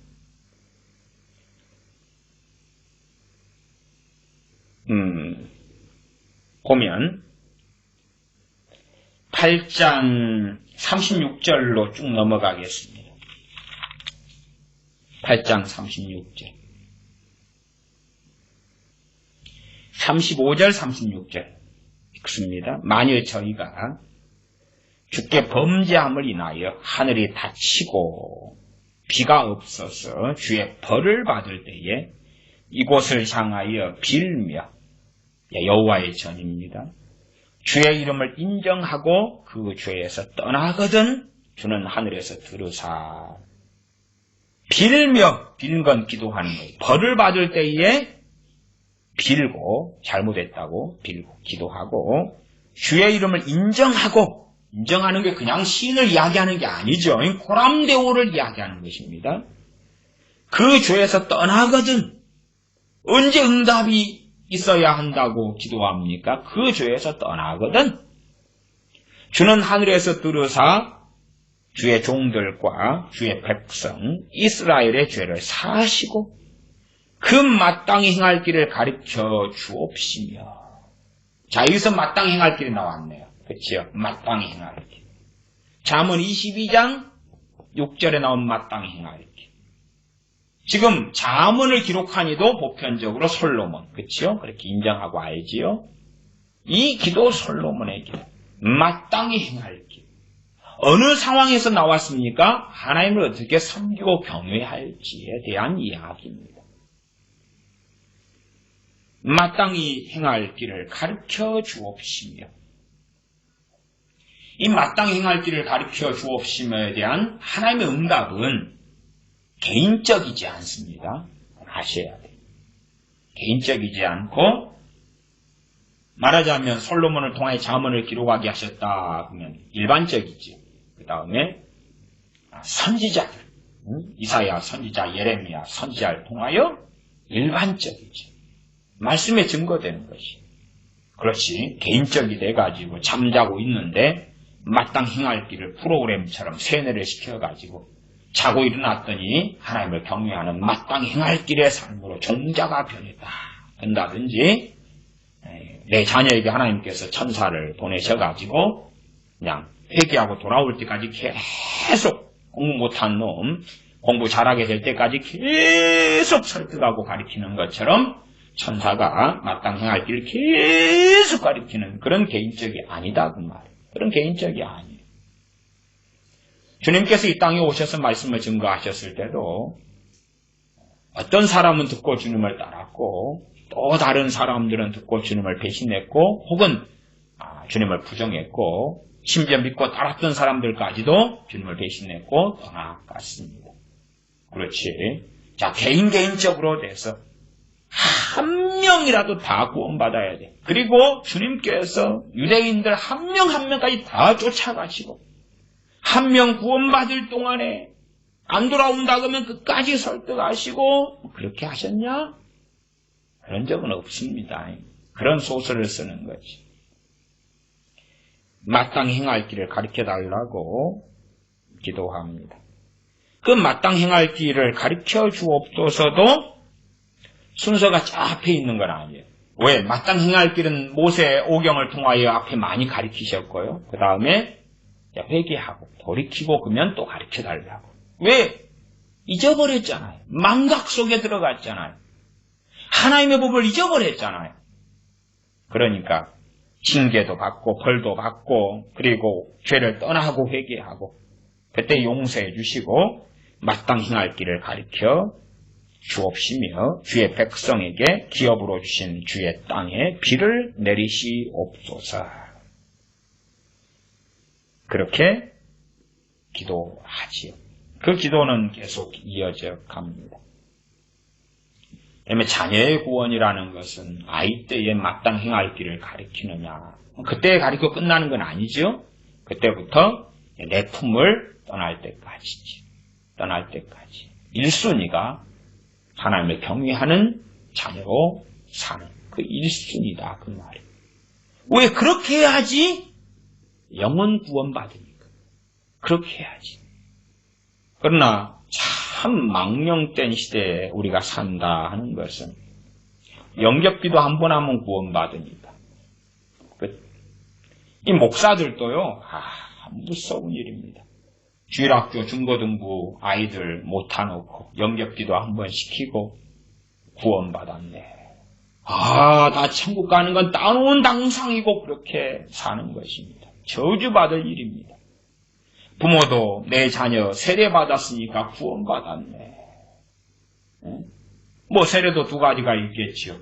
하나는 소위 모태 신앙이라면 유아세례 받고 이제 입교식만 하는 것이고 나이가 들어서.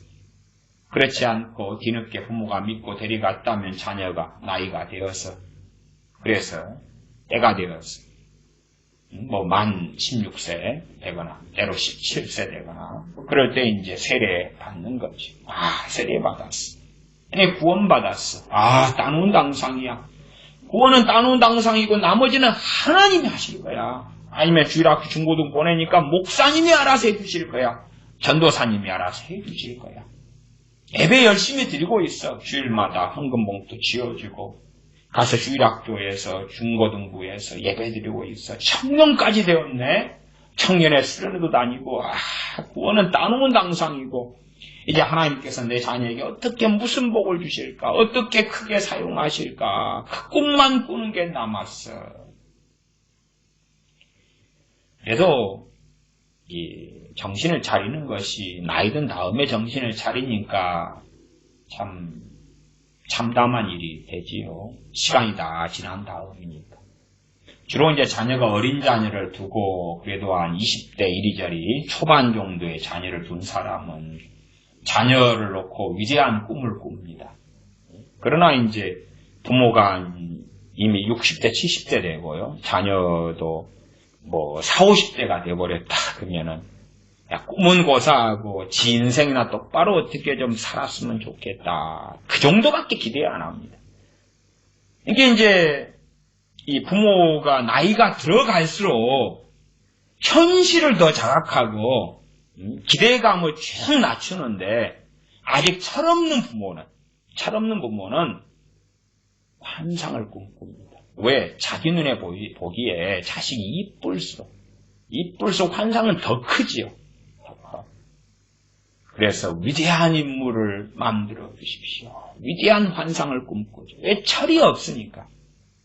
그래서 자녀에게 영혼 구원이 얼마나 중요한가. 주님을 떠나지 않는 것이 얼마나 중요한가. 제대로 말씀으로 가르치지 않습니다. 하나님께 순종하며 하나님께 예배하는 것. 그래서 아이 때에 최소한 내 품 안에 있을 때에 하나님 앞에서 1세대 신앙인이 되도록 1대1의 신앙이 되도록 그렇게 하는 것. 이제 이 코로나 바이러스가 많이 퍼지고 각 나라마다 상황은 틀립니다만은 각기 가정에서 예배드리고 개인적으로 하나님께 예배드려야 될 때가 되니까 많은 경우 표시가 났겠지요. 많은 경우 표시가 났겠지.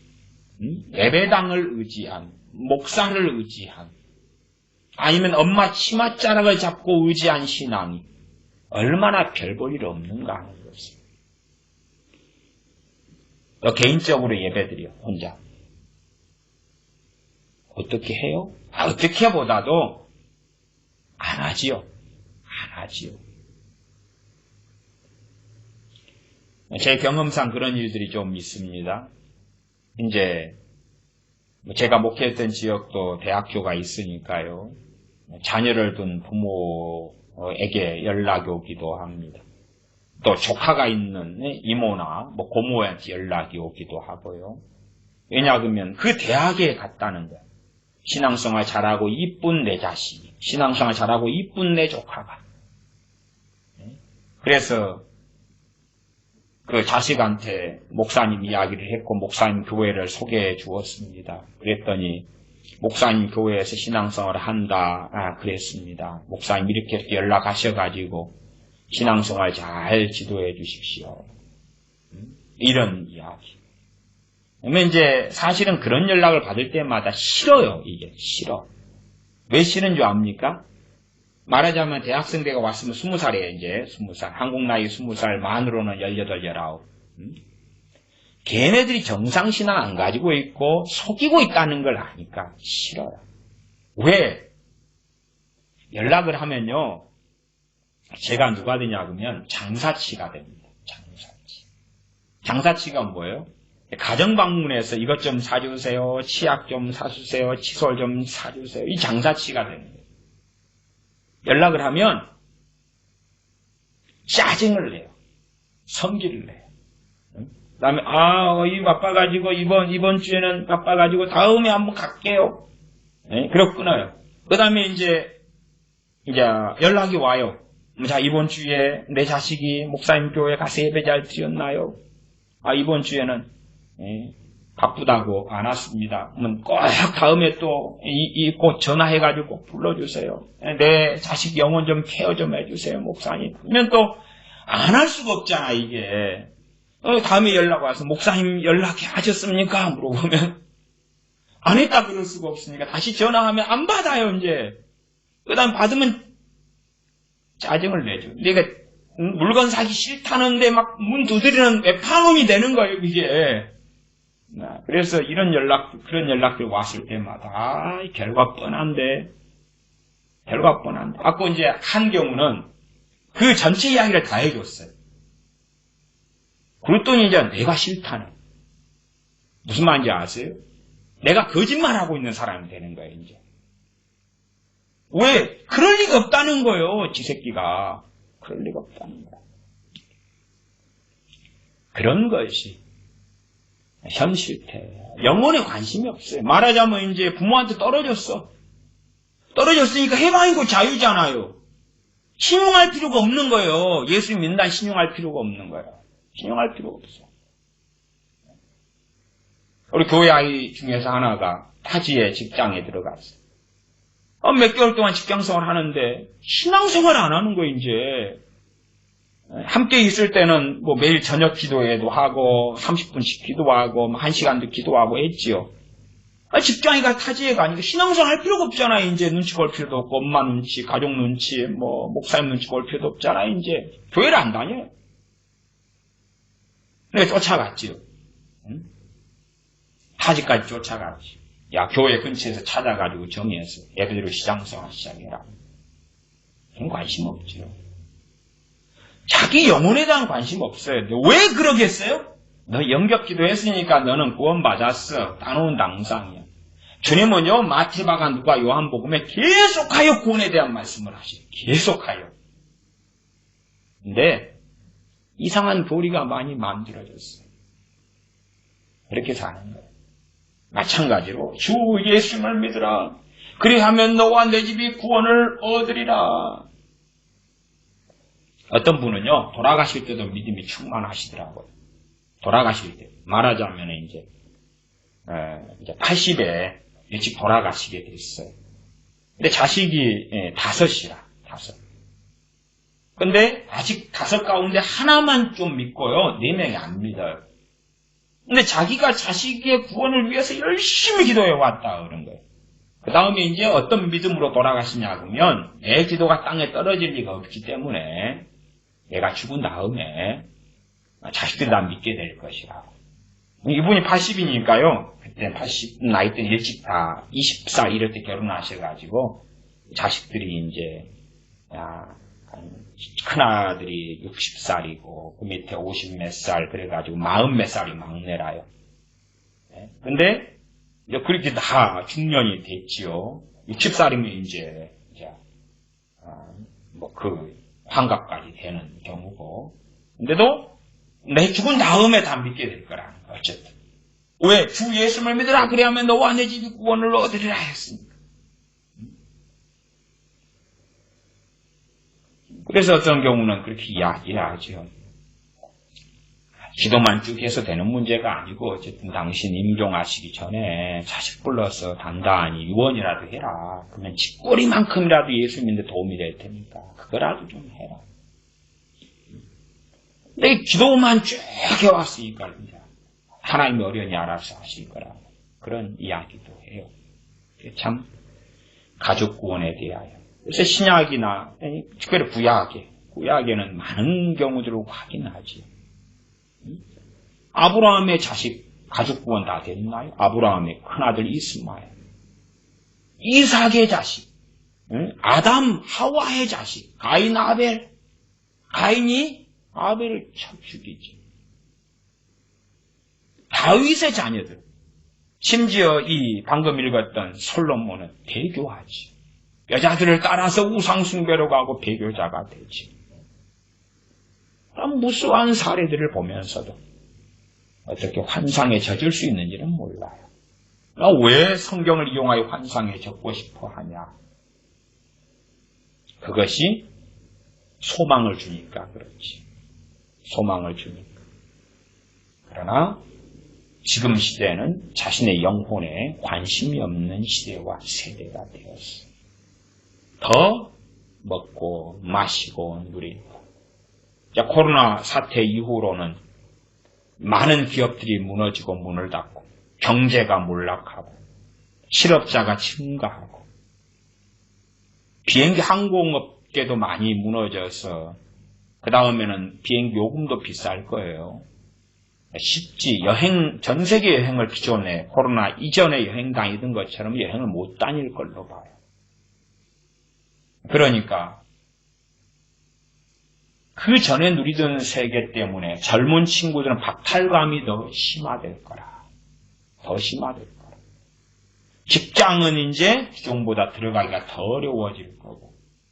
그 다음 대한민국 상황은 그 이외에도 경제적 몰락이나 붕괴만이 아니라 대한민국의 안보, 자유민주주의 국가인 대한민국을 지킬 수 있느냐 없느냐까지의 문제까지 가게 될 것입니다. 헌법 개헌이 연방제나 혹은 좋지 않은 쪽으로 개헌이 된다면 그 다음은 장담할 수 없어요. 아마 올해가 될까요? 국가보안법도 폐지하는 걸로 가기 쉬울 것이고 많은 정치적, 법률적 변화들이 존재하겠지요. 차별금지법 같은 것은 이제 이미 확실하게 180석을 여당이 얻었기 때문에 실제로는 190석입니다. 190석인데 얻었기 때문에 패스트 트랙 등으로 신속하게 다 처리하고 만들 수 있게 되었지요.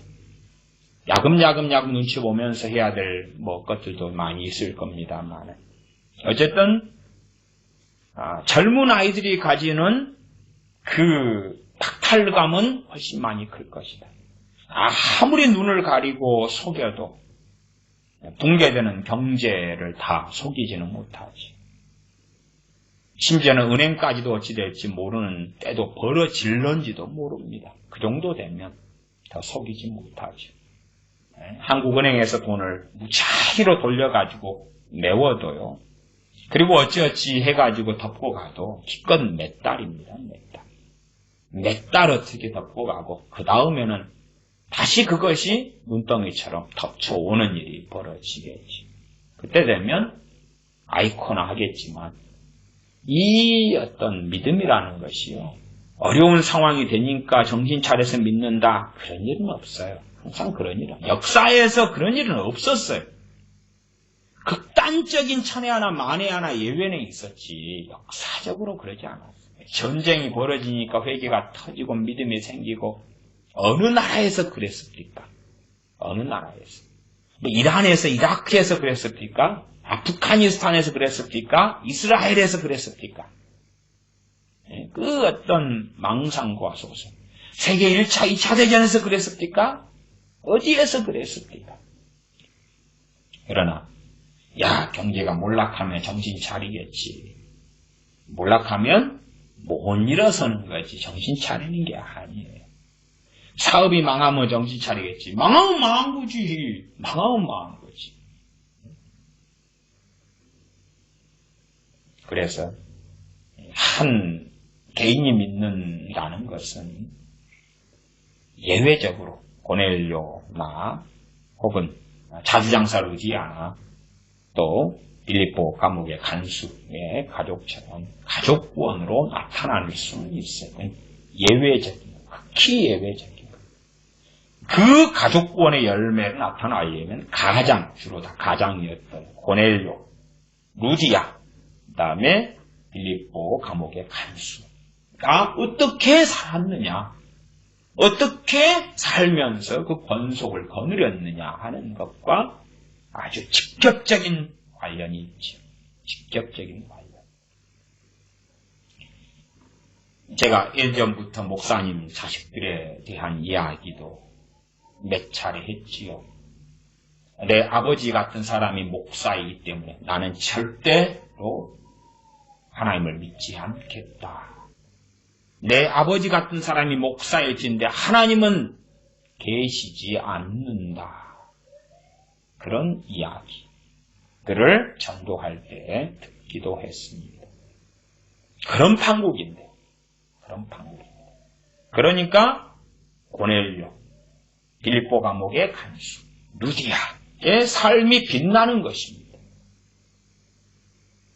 그들의 삶이 빛났기 때문에 본받을 만했고 참으로 가족에 대하여 올바른 처신들을 가장으로 세웠기 때문에 그들의 신앙과 믿음이 가족 구원으로 갔던 것이다. 그래서 가족 구원에는 가장이 이 핵심 키워드를 가지고 있다는 것도 이해하셔야 됩니다. 가장. 아버지죠, 아버지. 특별히 자주장수 루디아 같은 경우는 가장이었으나 여자의 몸이었고, 그건 예외고. 아마 거기는 남편이 없었을 거라고 생각합니다. 그래, 예외는 존재합니다. 우리가 저기, 여호수아에서 보면은, 여리고 성에 한 여인을 알지요. 그 여인으로 인하여서 가족이 전체가 다 구원을 받습니다. 영혼 구원이라기보다도 여리고 성에서 최소한은 건짐을 받는 그런 사례와 일도 우리가 보게 됩니다. 기도하겠습니다. 아버지 하나님, 참으로 구원받기 어려운 시대와 세대를 우리가 살아갑니다. 나아가 우리 자신이라 할지라도 우리의 영혼 구원에 대하여 별 관심이 없는 시대와 세대를 살아가고 심지어 주님 안에서 은혜로운 체험과 구원의 감격을 누렸던 사람들조차도 세월과 시간이 흐르면서 구원에 대한 감격을 잃어가고 감사를 잃어가고 찬양을 잃어가고 그리하여 처음 사랑을 상실하면서 세상에 대한 관심과 세상의 영광과 세상에 먹고 마시는 것에 침몰하여 그 속에서 살아가면서 정말 중요한 것들을 망각해버리는 우리 자신의 모습을 봅니다. 우리가 그런 어리석은 사람들이 아니라 이 빌립보 감옥의 간수처럼 구원에 관심을 가지는 사람 또한 깨어 있어서 주님을 이 땅의 삶 속에서 주님을 알고 배우며 성령님께서 관여하시는 사람, 성령님께서 인도하시는 그 사람들로 살다가 주님 앞에 서게 하여 주시옵소서. 우리 주 예수님의 이름으로 기도하옵나이다. 아멘.